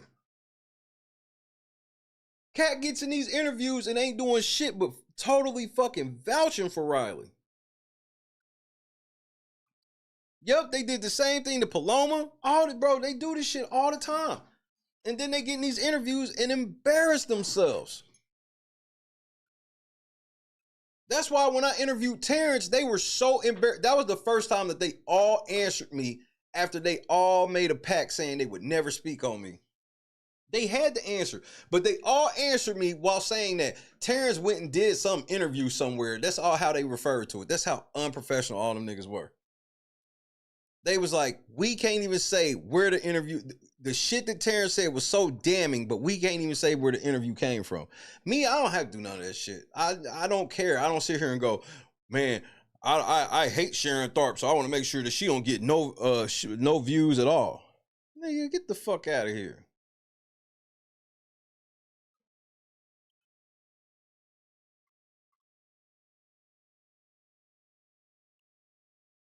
She's really mad because it doesn't, because she would have got viral. She'd have been clocking today. Because people ain't going to be retweeting this shit because they don't like what Kat said. I never felt like that. Okay. Looking back, do you think, had you not been in a showmance or even with Rylie, like, how do you think your game would have went? See how she's trying to be slick with that question? I mean, not even just with Rylie, but if you weren't with anybody, how would it have went? But she was with Rylie though. So now you're trying to get her to say that she would have had a better game without Rylie. Like, come on, Sharon.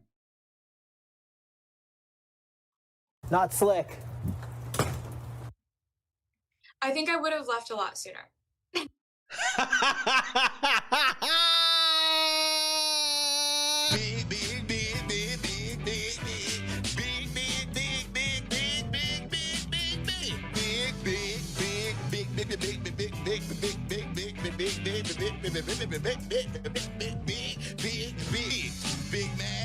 They can't stand to hear a girl say that she needed a man. They can't stand that shit. They hate it. They hate it so much. And most girls know that once they do know that they feel that when a man feel needed, that bro, he love that girl. She don't know what the fuck is say, nigga. She literally like, I needed him. If I didn't have Rylie, I'd have went home sooner. She's fucking pissed. She's tried every backhanded question she could to get her to fucking roll on Rylie, and she won't do it. I've tried everything, and this bitch just won't roll on Rylie. It comes from the raging feminist, Ray J. This shit crazy. Look at the smile on Kat's face, nigga. It's the body language of this interview for me, nigga.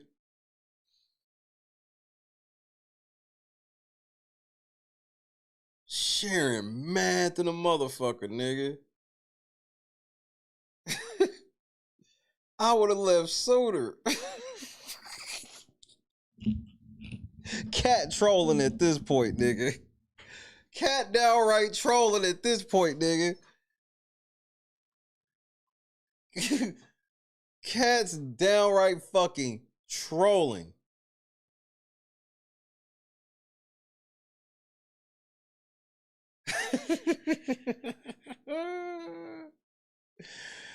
Gotcha, bitch. Like, nigga, like, Nigga, I want to put this on a shirt so bad. Cat laughing at Sharon like this, nigga.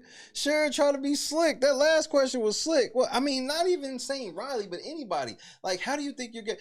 And remember what they all told us for weeks. We gotta get Rylie gone so Kat can play her game. Kat said if Rylie had left, if she didn't have Rylie, she would have left sooner. You can't make this shit up. Janice, good afternoon. I guess you snuck in on me. Yeah, Kat sitting there on her Ed Steve, nigga. No weapon formed against me. Y'all told us for weeks Sharon Tharp was part of that shit. And I told y'all from Jump Street, you can't believe or listen to none of them niggas because they be lying. Here we are now. They said, am I lying? Did they not tell me that the specific reason that Rylie had to go home was so Kat could play her game? Mish, where you at? Where the fuck is Mish at? Misha vouch for me. So Kat can play her game, nigga.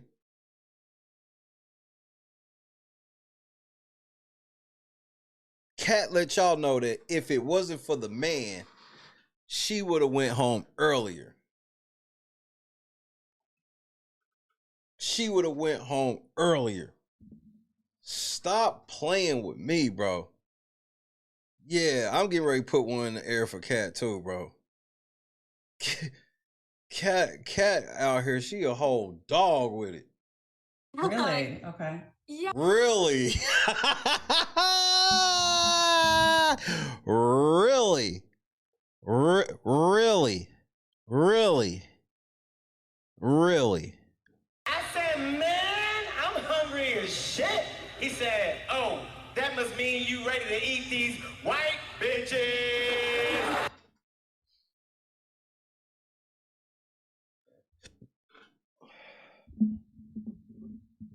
Well, that was the one thing that I did have Taylor's back about when she came out of the house.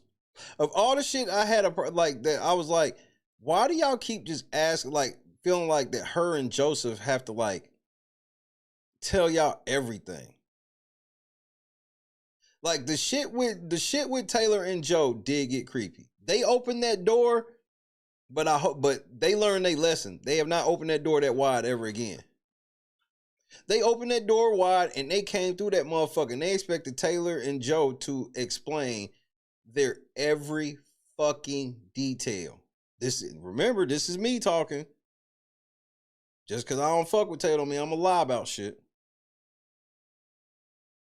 The way that they got in the midst of like, and yes, I personally think, whether it was or not, but I personally think that the relationship was just a clout ploy. Whether it was or wasn't, y'all niggas went too far with the shit. Like, if motherfuckers did shit and didn't post it on Instagram or something, and somebody found out, bro, they couldn't wait to try to tell everybody. Jojo, what's happening?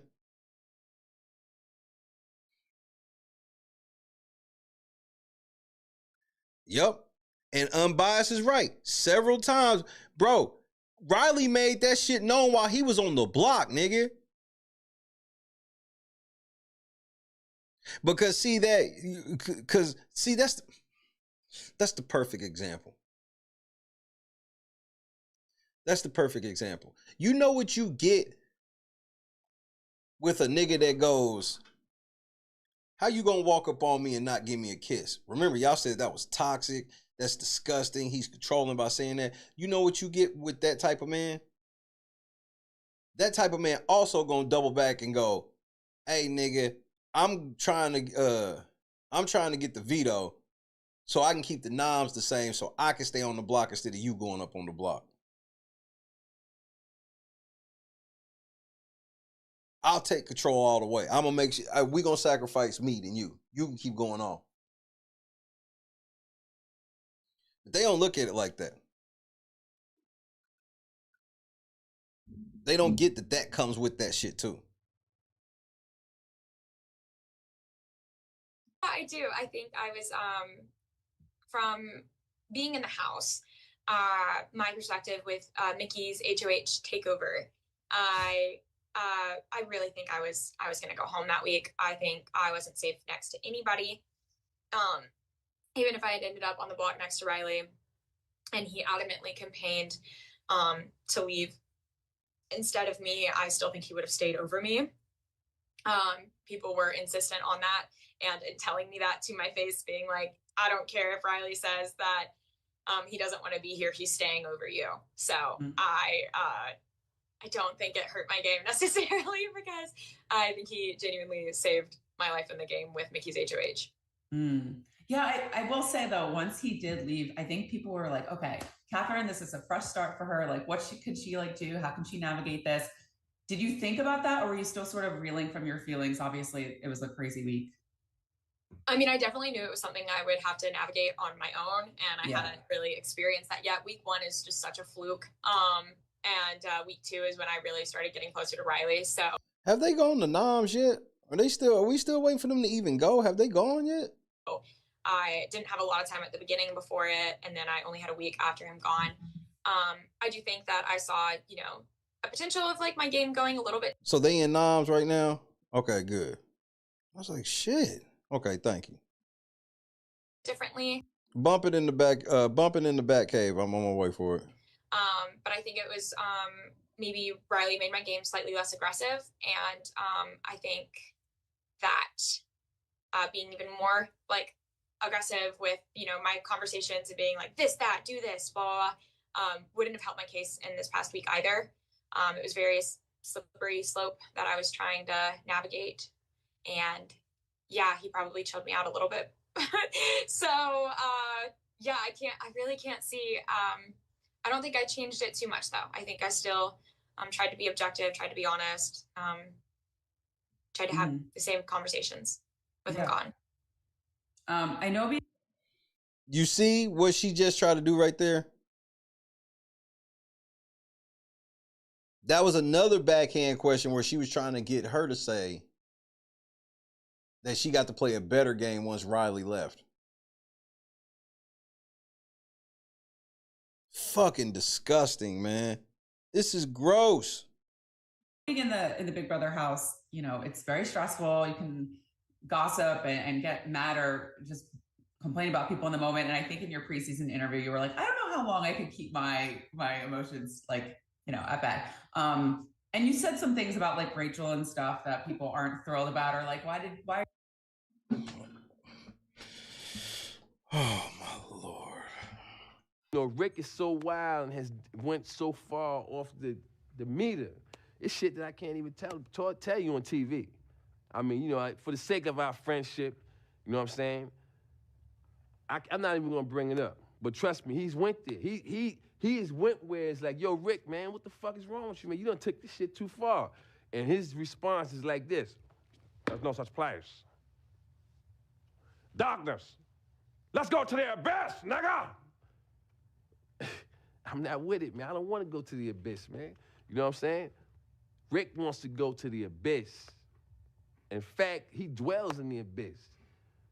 Rick James dwells in the abyss, okay? And he wants company sometimes, and for some reason, he likes to reach out for me. Whenever I'm around, when he wants to go there, he will reach out for me to try to take me to the abyss with him. And I'm not with it, man. I'm not with it. And that's when we end up, tussling or whatever, you know what I'm saying? So, why didn't you like Taylor? Here we go. So, why didn't you like Taylor? So, now that we got the Rylie shit out of the way, explain to me why you didn't like Rachel. Why are you being so mean? Have you thought about that? And like, what was it about Rachel? Like, you guys just never seem to connect, I feel like. She's a bitch. Y'all niggas be acting like y'all don't know this shit, bro. Rachel been a bitch in every season, and now here comes Sharon Tharp. She's supposed to be a source on this shit. She's sitting there like, why would you have a problem with Rachel? It's Rachel. Another candid moment from Kat, like, more questions about Rachel. she put fucking Rylie up and got Rylie evicted. And Sharon's just like, why don't you like her? Just the delusion. I think that I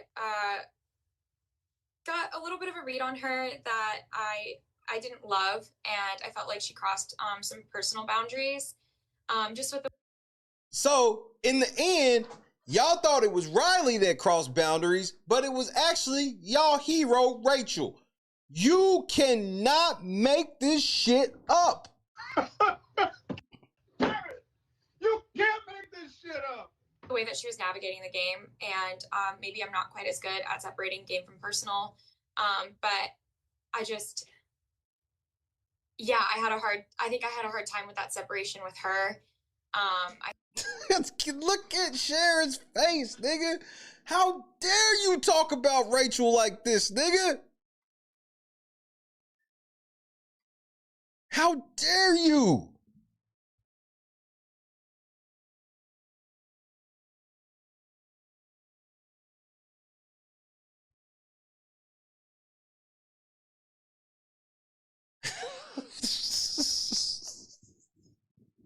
Y'all look so stupid, bro.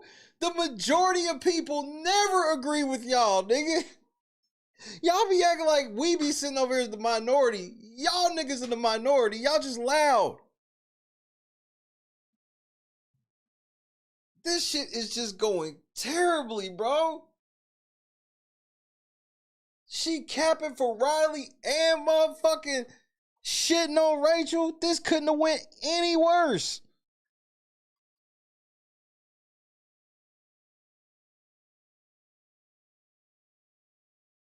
This couldn't have went any worse. I think when I had a hard but I just, yeah, I think I had a hard time with that separation with her. King, what's happening? When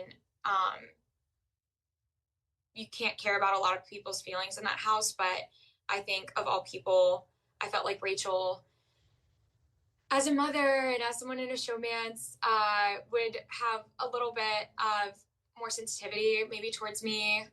Oh, look at watch how Sharon readjusted herself. When she said as a mother, nigga, watch Sharon. Would have a little bit, as a mother and as someone in a showmance,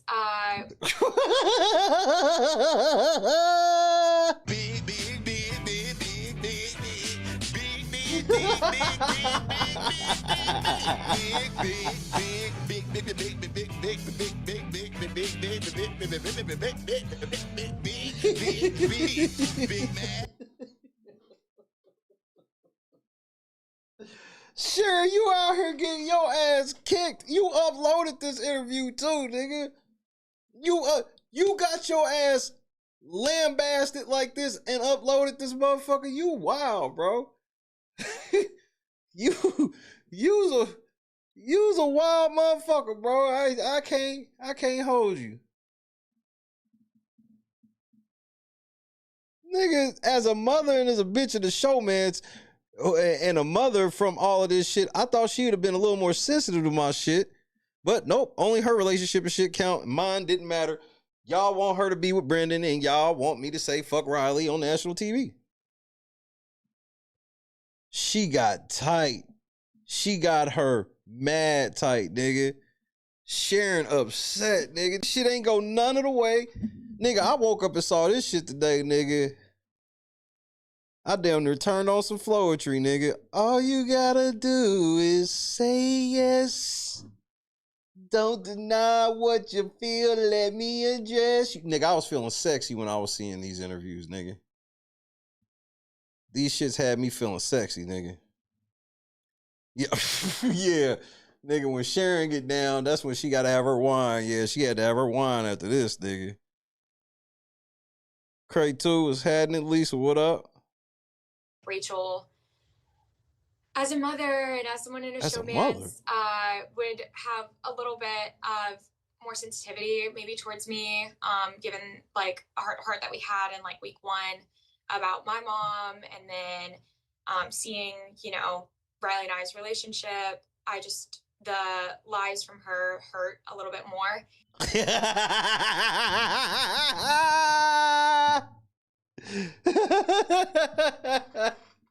Hey, Vince, what you think about all of this? I'm a fucking bitch.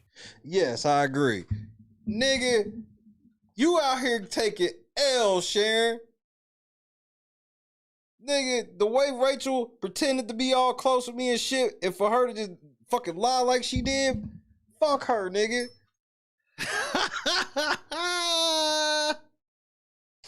This interview is not going the way she expected, nigga. Because at this point, Sharon ain't seen none of the interviews because they're all in line together. So it's not like they see, no, they have no idea. So Sharon came in this interview ready and she getting cooked on her own show, nigga. And I think giving a bitch a side eye in a video chat is wild. Side eyeing a bitch in a Zoom call is nasty work, nigga.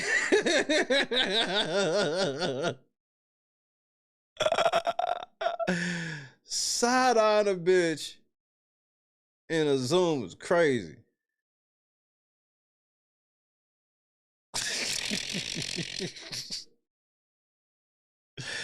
Rachel, what did you lie to her, bro? That shit, whatever she told you about her mama and shit, and for you to do the shit after that shit. And Rachel, let's not forget, Rachel did say she had a soft spot for the showmance. She said that, and it all went away once the veto got used on Vince. I coped a little bit with humor, and some of that humor might not have been taken as humor. So I'm like, oh, darn. But I am, honestly, in real life, I'm a bit of a more like crass person, and I love it. Will make jokes that definitely do not seem like jokes. And yes, I love Kat, bro. I love lots of way more crass jokes. It's just y'all niggas is too weak for that shit. Dude, you should hear the shit I be saying at the crib. I can't really say the jokes I be laughing at because y'all niggas is weak as fuck. Oh, just gut punch after gut punch. I'm like, that's probably is what's happening. Okay, well, you have the self-awareness, I guess. That's cool. Yeah. Yeah, I guess who are you rooting for now going forward? Vince and Rachel. I want to see them in final two together. I said that That'd if be Rachel fun. got there. Yeah, that'd be exactly what y'all want because y'all need Rachel. Yeah, love pro Rachel shit. Yeah, Rachel final two. Yeah. Now she's smiling. But look at Kat's face. She know what y'all niggas want, bro. This is how they got motherfuckers to vote for Taylor. The same shit. Had she said she was rooting for Kelly, Sharon would have been mad. And I was on jury, she would absolutely have my vote. But I'm not. Because wow, how did they let her get that far?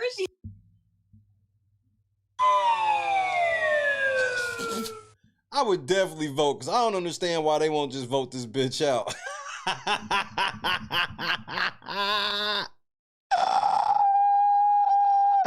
Kat is choking this bitch. And nigga, Sharon went from smiling to shitty again that quick.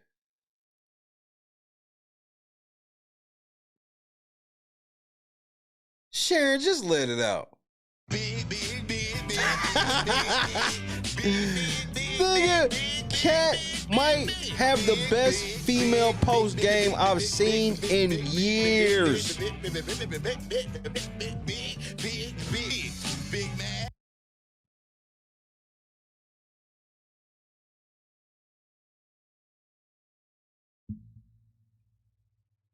He's the only returning cast member.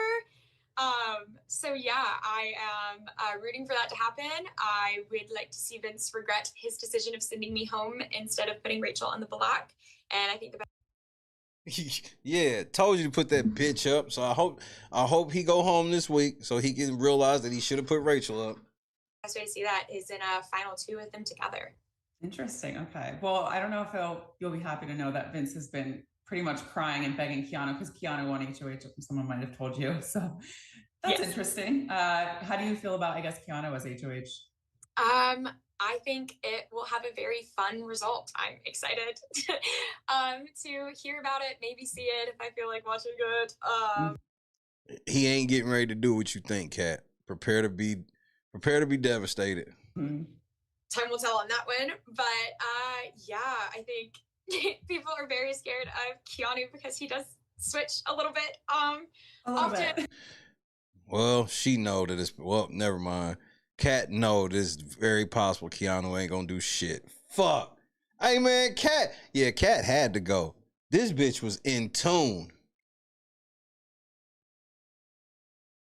Yeah, Kat had to go, nigga.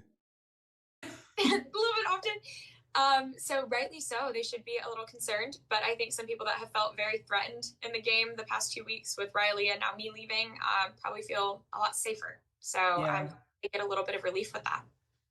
How do you feel about being pre-jury? You know, you're close, but you didn't get it. Are you relieved? Are you like bummed about it? I'm tired of these dumbass questions. Let me get this stupid ass Taylor clip so I can play this shit before they should be coming back any minute.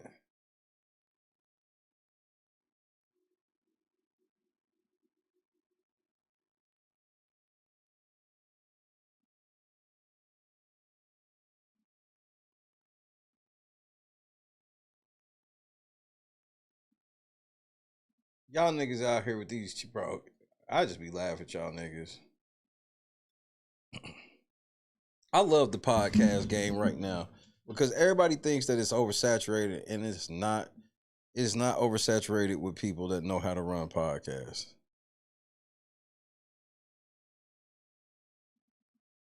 It's oversaturated with people that don't.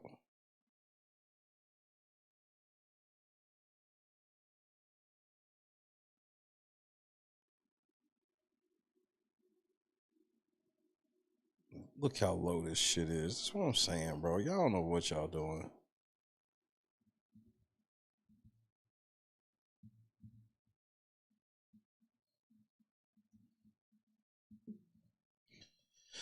All right. I guess let's see what the fuck Snagglefoot talking about.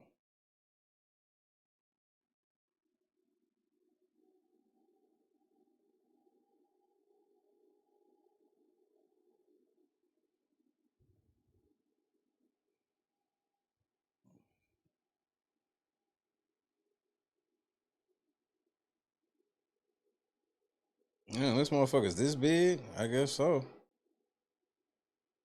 This shit better be worth it, because you know I don't be wanting to listen to this.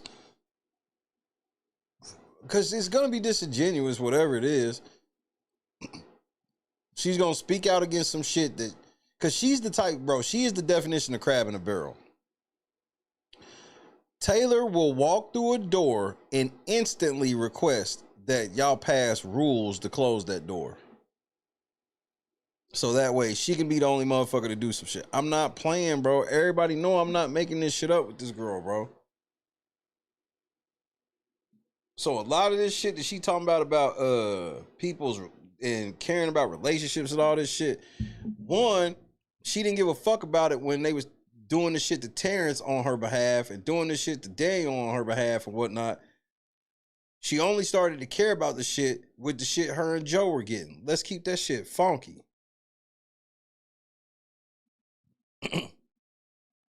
LED was happening. I want to talk about something I've been noticing as... Bro, y'all niggas and y'all low quality ass videos. And you can tell it's the video because you can see the text is still clear.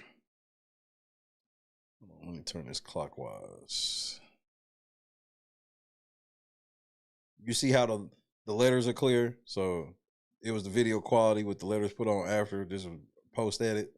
All right, go ahead, Snaggle.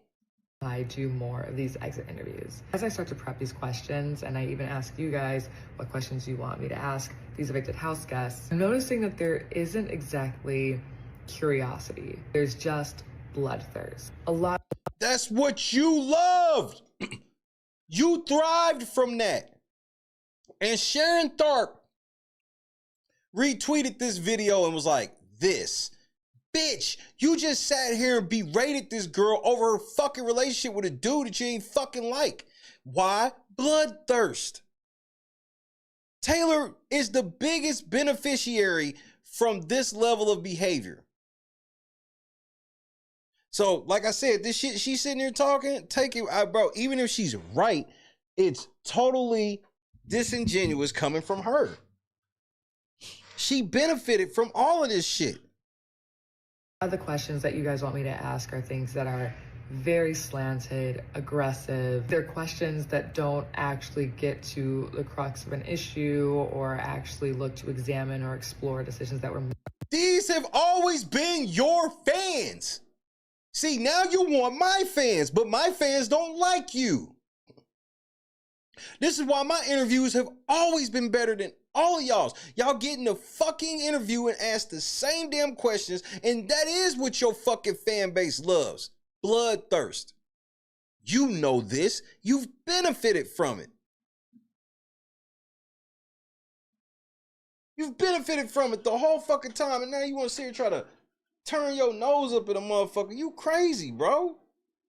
Made in the Big Brother house. You guys just want me to ask questions that shame and humiliate these house guests. No secret here, I'm a former house guest. I'm not really interested in shaming or embarrassing anybody for the sake of getting a viral moment. That's not.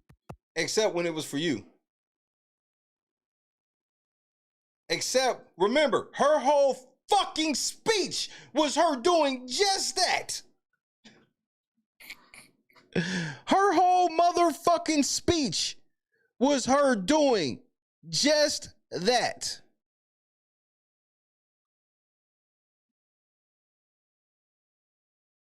You can't even make this shit up. You guys just want me to ask questions that shame and humiliate these house guests. No secret here, I'm a former house guest. I'm not really interested in shaming or embarrassing anybody for the sake of getting a viral moment. That's not the business that I'm in. Even when house guests exhibit abhorrent behavior, the job that I do is not one of simply shaming. It's one of exploring decisions, examining decisions, holding people accountable. It's not just to have a gotcha moment, which is what I think a lot of people are looking for. That's not the... Bro, don't you know, thank you, justice for Paloma. Do you understand how much Paloma would have loved for you to come out and say this when all that shit was happening to her? Do you know how much Terrence and Daniel would have appreciated you as a person if you'd have came out and said this shit? Don't you know how much Jasmine would have appreciated this? Indy would have appreciated this? Stop, bro. Vince is on the block. It's official. We waiting on the other two. This is unreal. She could have stopped so much shit. For those of y'all that don't know about the postseason of her season, she could have stopped so much shit that happened to people. People were getting attacked left and right on her behalf, and she could have came out and said all of this shit she's saying right now, and she didn't. The type of interviewer that I aim to be. It's not the type of interviewer that I want to be. That doesn't mean that I won't push back and ask tough questions when necessary, but this bloodthirst that's out there is getting really alarming. If you want the gossipy stuff, you can go in other spaces. There are places where you can find that, but I'm not gonna be the person that's putting that out there. Hold on, Snaggletooth. I want to hear Vince and Keanu. And if not, still got Blockbuster, and we'll see how that plays out. Well, the good news is no random draw for me. I get to play tomorrow. Yeah. So, guarantee. See what happens. And again, you know, I know you trust your gut, and you're gonna do whatever you do if you do win it. But if you want to have a conversation afterward, regardless of the outcome, then let's link up and see what can come of it. Yeah. Hey, Keanu sounds like a man on a mission, because he's kind of tearing up, which you know I don't really like. But he's tearing up after doing what he had to do. That's when I can at least respect it in that sense.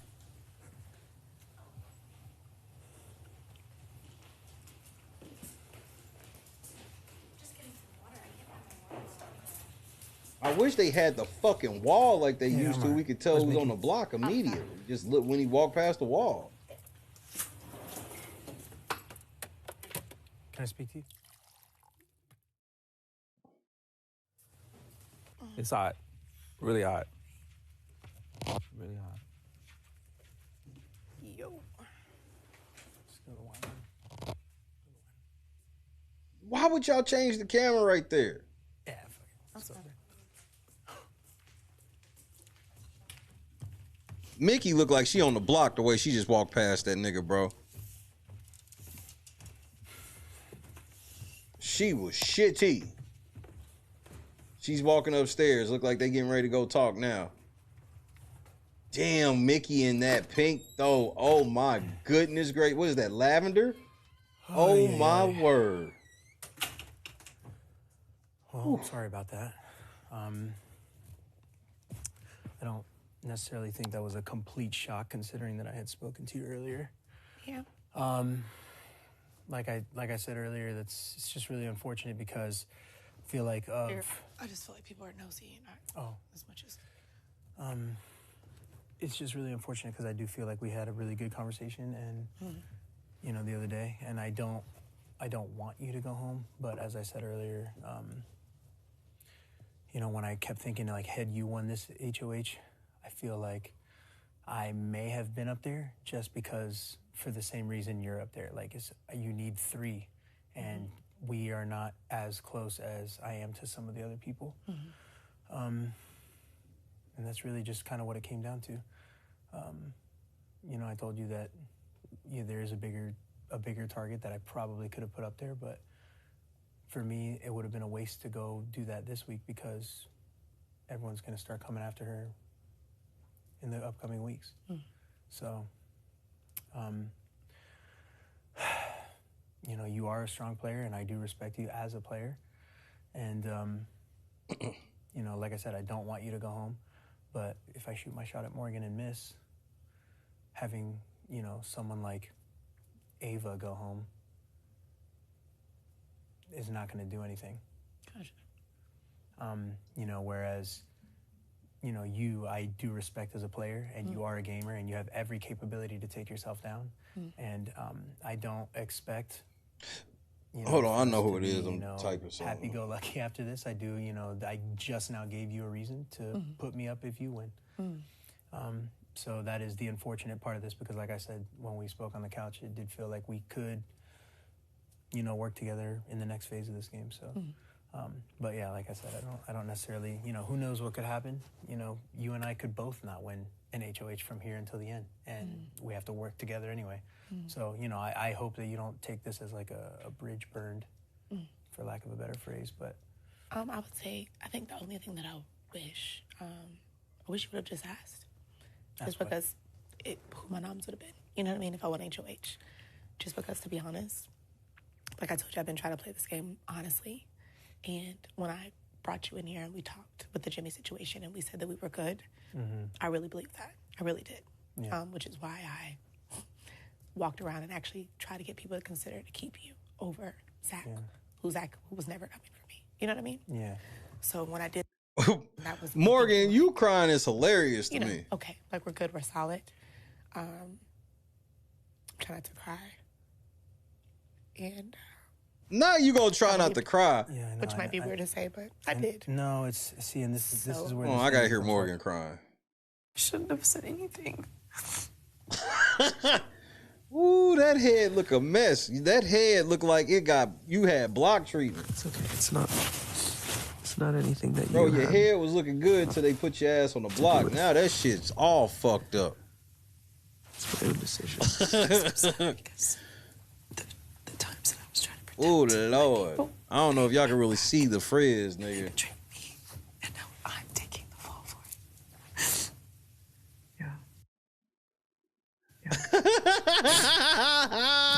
That's what it feels like.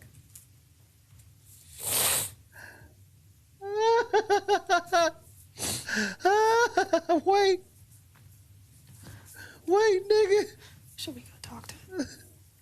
He already talked to me a little bit. Wait, nigga. He doesn't want you to go home, I know that. I'm not sure Hold like I on. was a target based off that speech. Hold on.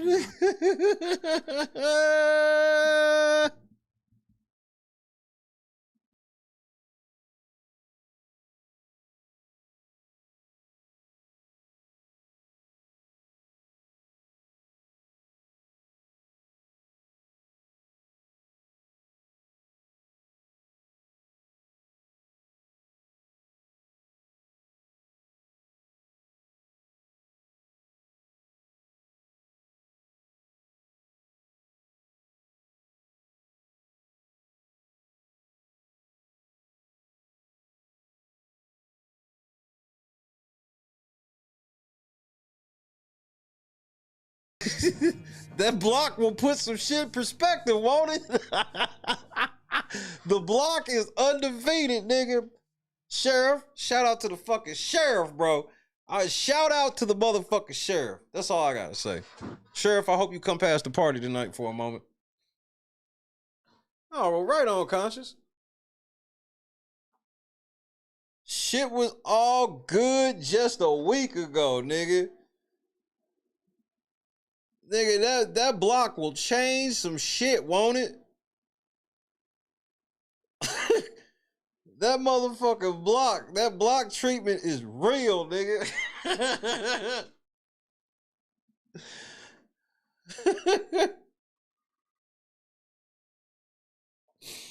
Woo, boy.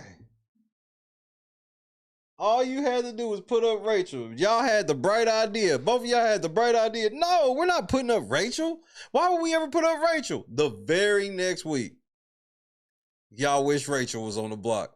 If I asked you who would you rather have on the block, you or Rachel, I already know the answer, nigga. This feels like a nightmare.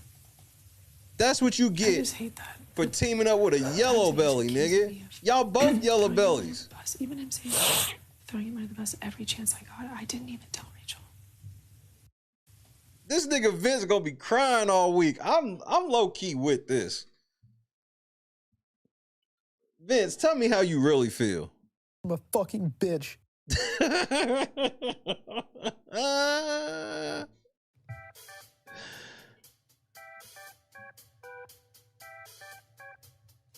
I'm a fucking bitch.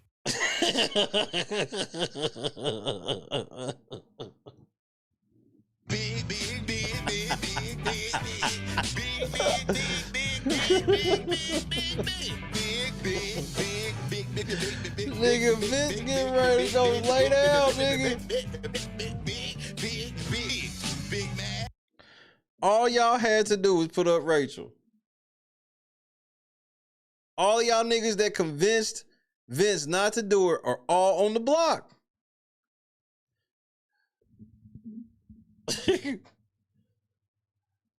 Now you sitting around talking about I'm a fucking bitch. Now y'all niggas sitting around. I'm a fucking bitch. That's what y'all niggas, bro. I can't, bro. I know I want Rachel on the block, but this is satisfying. I can't hold you. I need to. It's not that I be rooting for niggas' downfalls. I need to prove to you niggas why Rachel needed to go a long time ago.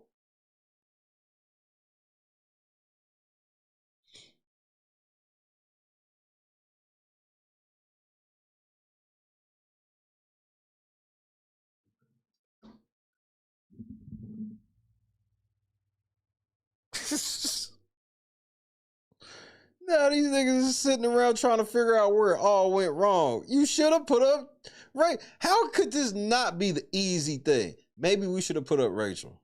Maybe we should have just went ahead and put up Rachel. Yeah.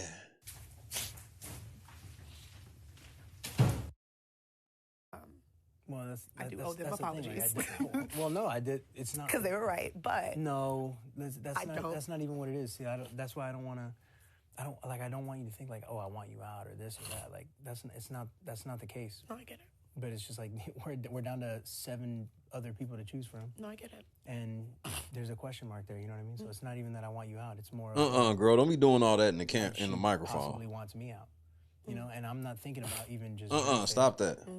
You know, I'm thinking well beyond that because for me. Yeah, Morgan was worried about Rachel going up. Now she on the block. Checkpoint for me was walking. Make this make sense. Checkpoint for me is not jury. I would actually honestly. And Rachel sitting downstairs good as all fuck. Like you can't make this shit up, Boston. I didn't come to this house and wait around to get moved. Now y'all niggas is sitting around crying, bro. I told y'all bitch ass niggas what it was. This is what happens every time somebody should have put up Rachel. They pretty much go home. All y'all can hope for is that Keanu really bluffing and plans on backdooring Rachel. That's all y'all really can hope for.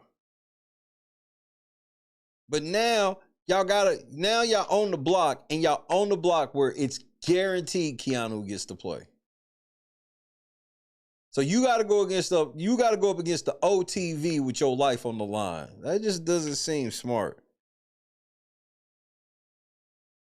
Right. Now is Rachel gonna try to help y'all stay? Even though I told y'all niggas when y'all get in trouble, don't look over there. She will never be your shield. Y'all are her shield.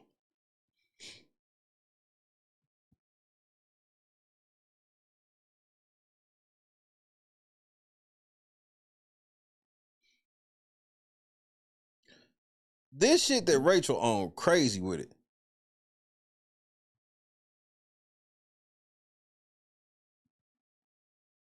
Like, it's wild to me. It don't make no sense. And then they'll come out of this shit and they'll still go, you know what? It's time to put Keanu and Kelly back on the block. Rachel ain't got to do shit. Rachel just got to sit and just wait until the game ends. Cause every time she get bored is when she start fucking up, being mean to motherfuckers and shit. Like if she wasn't mean to Keanu last week, she wouldn't have nothing to worry about.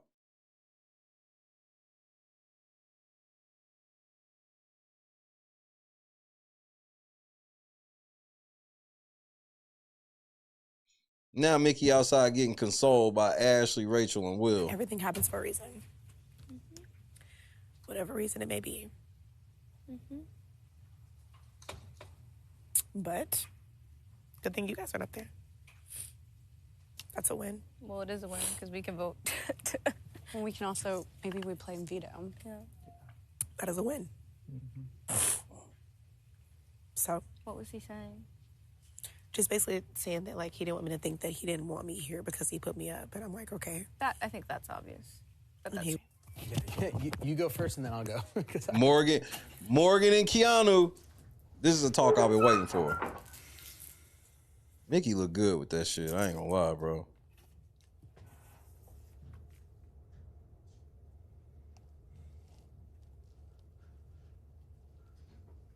What, Morgan go to throw up first?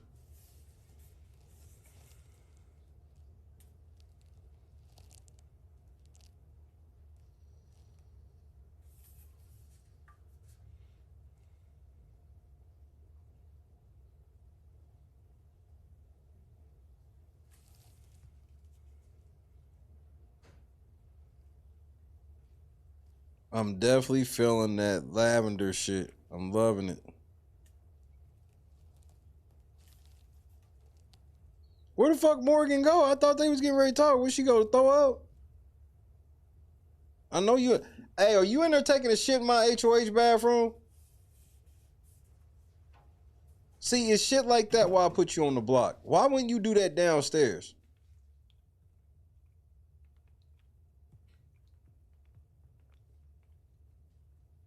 Anybody take a shit in my HOH. That is the fastest track to the block, nigga. You want to know the outright fastest way to get on the block with me? Take a shit in that HOH. Had that ass on the block in a heartbeat. Why didn't you just say so? Come out tucking in your shirt talking about, yeah, well, I was thinking. What do you mean you were thinking, motherfucker? I know you wasn't in there taking the shit. I was like, who changed up here? I did. I was figuring we could put you up. So now Keanu went in there to make sure that she didn't piss all over the toilet. Right now, these are knobs we can work with. I agree. Vinny more than Vinny, Mickey. It's a dress. I mean, it's a bug under your dress. There's a bug under my... Oh, it is. Where? It's right in. Oh, girl. Oh. It's weird. Wait, you don't see it? Oh, weird. Real bug. A real It's one. a real bug. Yeah, these are not... Rachel had a bug up under her dress. I'm gonna You go are put you my sure that didn't come out of her Are you sure you mouth? don't want to do yours? While y'all vouching, that might have came out of something. You think the bug done got up under there and got trapped. The bug might have... Never mind. Forget it. I mean, I knew you were fine. Because you laughed. So I already got to see these. Nigga, if you ask, can you take a shit in my motherfucking HOH, I'm going to consider putting you on the block. 90-minute showers, you going on the block. Like, yeah, I'd have put her ass on the block week 1, shower gate or whatever. And I wouldn't have had to wait for the house to tell me. I put you on the block because you just invited yourself into my room and then took a 4-hour shower. I ain't co-signing that shit. And it, like, I mean, obviously, this is my first time doing it, but I imagine it only gets harder the less people there are.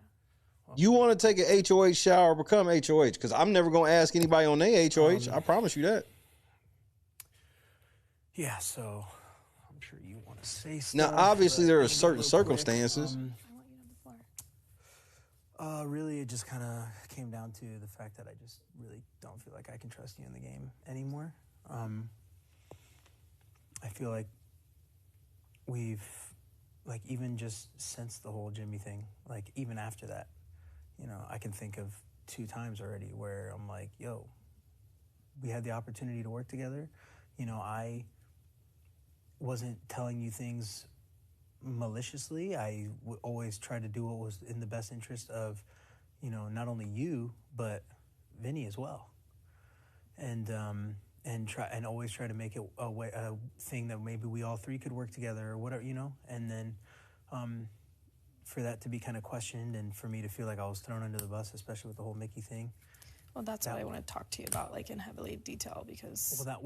That first was a tough one. Yeah. But then I was like, okay, you know what? Vinny went HOH.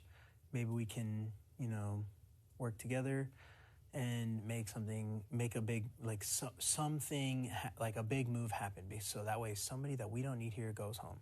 And instead, what I, you know, get told is that, you know, you tell Rachel that I wanted her up on the block or... Rachel, it came from you. I didn't tell Rachel it came from you. Cause she... Hey, nigga, don't come in my chat telling me I have the wrong facts, because you don't know what the fuck you talking about. Like, being disrespectful, I turns up over that. This is not... I need to be warning y'all people when y'all come over here.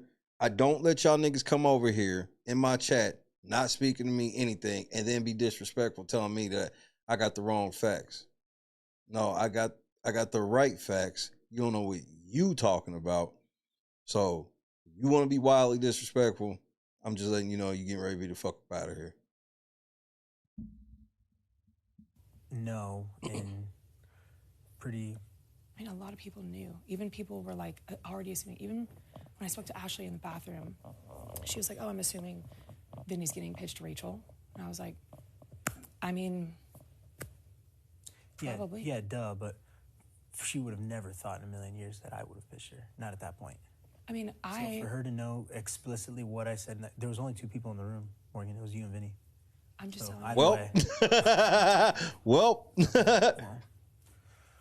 Either way.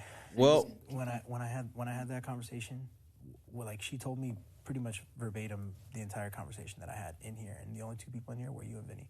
So either way, one of you guys told her, and you're both on the block. So, like, that's really what it comes down to. Well, so I got thrown under the bus by 2 people that I thought I could trust. Well, and obviously I can't. Well, or I feel like I can't, and that's really what it comes down to. So, yeah. So, I mean, let me start with this. This is actually kind of weird. I woke up knowing you were gonna put me on the block because in my dream, this sounds so weird, but you were in my dream, and I remember crying in your dream, and we were talking about a race. The last 2 days. Yeah, we were talking about a race. It was like 100. I had a and you dream, were basically- face ass. The way you said it was like, I know you really want to win it too, but like you knew you had to. It was just a very interesting dream that basically told me like I'm probably gonna go on the block. I know it probably doesn't make sense, but it was just like I had a feeling, and so I woke up like obviously prepared, and it's just weird because I feel like things, whether it's a dream or intuition or guts, tell you things. And you have to follow it, right? Like, I'm not faulting you for putting me on the block. I actually fault myself for a lot of moves in the game. I want you to know that, like, when I told Mickey about your quote-unquote plan, it was never to ever have you in the line of fire. I know that's probably hard to believe, but, like, I genuinely trusted her. And, like, we were working together. And it's hard when she pulled you in the gym and then did that. Because, like, and I told you, like, it was never to ever have it be like, oh, pitchforks against Keanu. It was more of like, she was someone I was working with. Obviously, you don't want someone to come after someone you're working with, but it was so light to me because that was the same week that Zach and Vince were on the block that I didn't even tell her initially. Like, I kept that to my chest. And I got literally, like, scolded and everything because I didn't tell her right away. Like, it's hard. Bitch, this ain't none of this shit got anything to do with any of this shit Keanu said, nigga. He want to know about you and Vince running y'all mouth about the shit he said. Aligned with her because of how we went through the whole Jimmy situation. But it's weird because then, you know, I start hearing things and I start seeing things that show differently, and I just, like, don't know how to navigate around that. And I kept trying to, like, prove the kind of ally I was, you know? And unfortunately, it was at the expense of you. And I just, like, don't want you to ever think that that was me maliciously trying to do that. It's like I'm genuinely, like, fighting for my life because, sorry, Vince is, like, the one person that's never betrayed me. And I know you feel like he betrayed you, but he didn't put you on the block. He didn't want to ever. People pitched you. And I even told him, like, Vince, don't do that. Because, like, No, you told him don't put up Rachel. That's the shit you should really be telling him.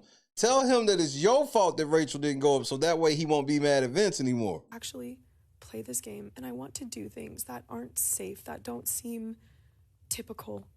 Like, give us a minute.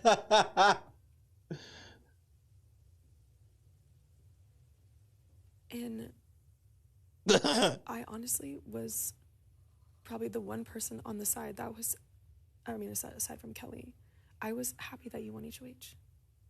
Like, I didn't scoff, I didn't laugh, I didn't do what other people were doing. I was happy for you, you know? Right. And part of it was because I was like, well, at least Vinny's gonna be safe, you know? It's hard because it's like, when you play this game, the only person that I can trust 100% is Vinny. That's it. That's all I have. I think about people, and if they have allies underneath, like, who they'd save in order, I'm at the bottom of every single person except for Vinny. Maybe not even Kelly. You know? And, like, that's the hard, like, that's why when I was telling you last night, like, there's a lot of things that I want to do. I just haven't had the chance to do it. Because I feel like people view me, I don't even know. I actually don't know where people view me at all. But it's hard because I feel like I played this game for other people because I'm loyal to those who are loyal to me. And it sucks that, like, I was loyal to people who clearly weren't loyal to me. And now I'm here. And it's not your fault. Yeah. But I'm here because of that. And it's like, how do you swallow? You told Vince not to put up Rachel. Why are you why are you trying to make this shit so complicated? And whatever, to go against, like, Mickey and whoever else. At first I was like, Jenny, my gut feeling was like, wow, okay, I actually really like that. But because I've given her my loyalty, I didn't want anyone to think that I wasn't a loyal person. So I just felt like I couldn't. But then when she brought you in the gym, that's when I was like, okay, like, fuck, maybe I am wrong, and I've been wrong. Like, how do you right your wrongs in a game like this, you know? You go home? Yeah, I mean, it's not that I'm even trying to backtrack. I'm just that's the only thing that I have in this game. Like, I even told Rachel to her face that I wanted her on the block. I'm not gonna lie, I'm a because fucking it's like, bitch. if anything, I can at least stand on that. When did you want her on the block? Well, I was told, not from you, but like, I was told, well, not even told, things have been said by people who are like, I want Rachel out, I want Rachel out. So, by default, I'm going to say that too, because I don't want to not say that and then get targeted. But you literally didn't. So, I'm like, yeah, sure. This bitch Well, then, crazy, bro. Somebody told Rachel that I wanted her on the block. And the day before, her noms, she wouldn't talk to me. She said she wanted to, but she didn't. And it's fine. I told her, like, I was like, it's okay. Like, no big deal. And I went on the block. You know, I took it to the chin, like I always do. Sweetie! There's like never a time where I ever wanted her fully out until she put me on the block. And then after, we just mended, because that's what you have to do in the game. You have to mend. Maybe, I don't know, maybe that's dumb. Maybe that's my issue. It's like I mend with people and feel like it's real, but You said don't put up Rachel. it's hard because I genuinely will trust people that will throw me under the bus. And then I just You use your feminine wiles But it's to different. get this nigga not to put up Rachel. I don't know. You probably feel like mine was like malintent, and it was never malintent, ever. I don't necessarily believe it was malintent. I feel like you definitely had the right intentions by, you know, I don't blame you for being aligned with someone and when you hear that, going to tell them.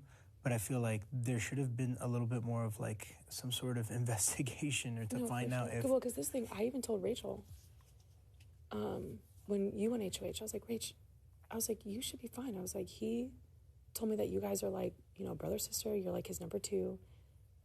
And it just doesn't make sense for his game to take a shot at you. And I was like, I genuinely, never once did I think that you were going to put up Rachel. Yeah. And I told her that.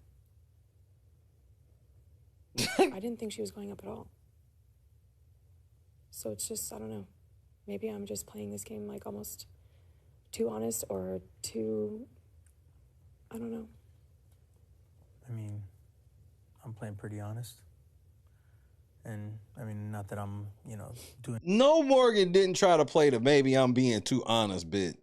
Then why ain't you telling him the part where you're the reason that Vince didn't put up Rachel? When are you going to tell that part?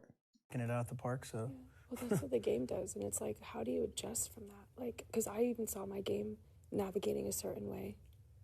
Honestly, I never felt like there was a group that was like, I know Kelly in the very beginning, she's like, yeah, I hear about alliances and your name's always brought up, so that's good. And it's like, well, yeah, but in early, it's for numbers. It has nothing to do with actually working with you, you know? And it's hard because when you get to a place like this, you're like, because that's why I even said to you last night, I'm like, once the checkpoint comes, it's like, to me, in my opinion, things change, regardless of whether there's a big alliance or not. Like, I have Vinny, so, you know, it's hard because it's like, we see alliances, we see groups crumble all the time, and it's like, I don't know.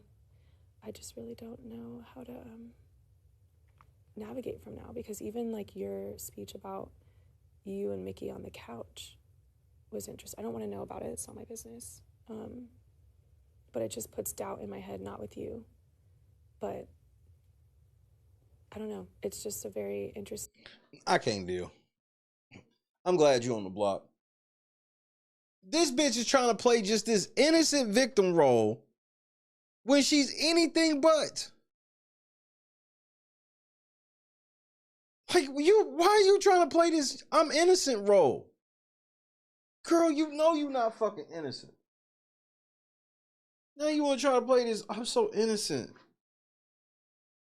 I guess I'm just loyal to a fault. I'm too honest. Like, she sounds just like Rhonda is so right, bro. She sounds just like fucking Vince.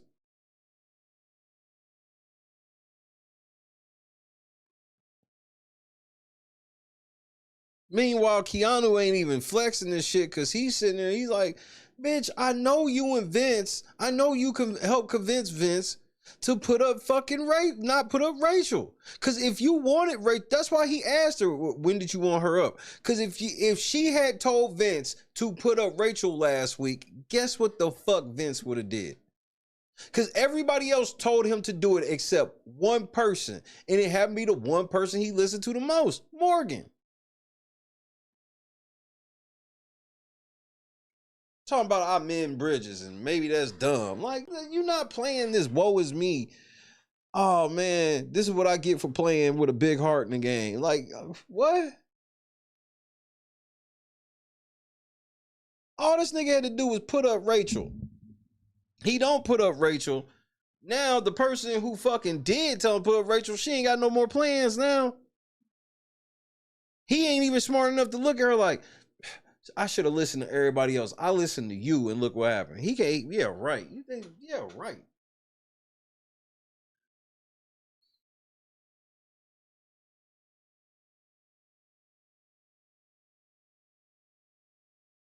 Who does Rachel want out? That's the target. Facts.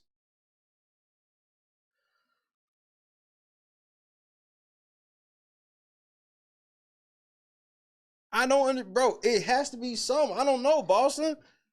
You right. They always talking about we getting ready to get, that was one of the reasons why they was ready to get Jimmy out. Cause they like, nigga, he with Rachel. Then Rachel put all them niggas on the block and then all them niggas like, I love Rachel. It's almost like they got their mind right. I love Rachel. They all came out of it and Vince don't want to put her on the block. Morgan like, don't do it. And then he listened and look what happened.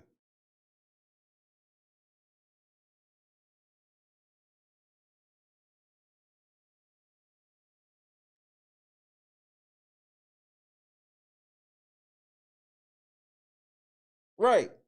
Pull the M&Ms out for this. You fucking right, MVP. Pull the fucking M&Ms out for this shit. Let's see the M&Ms. Let's see you do the M&M bit for this shit, Morgan. M&M your way off the block.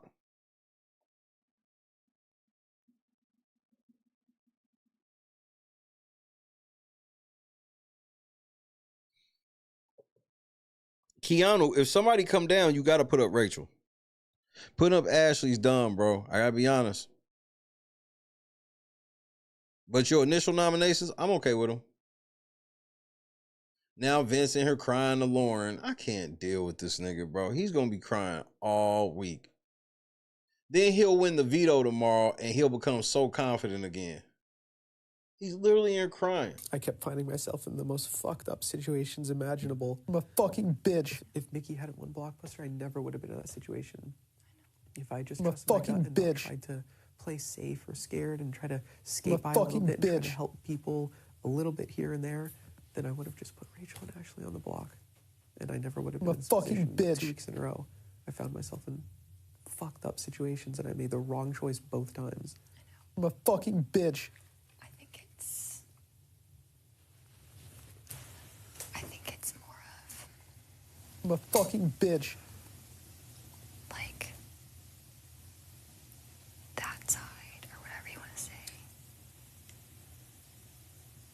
Yeah. Makes threats.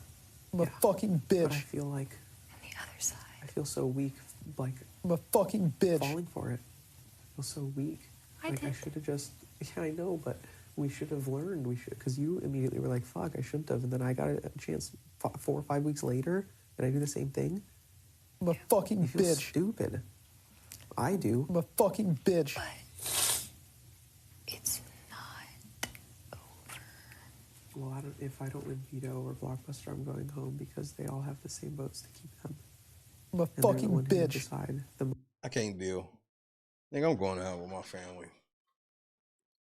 This is where I will stop. Fuck that nigga. When I say weak ass, you say bitch.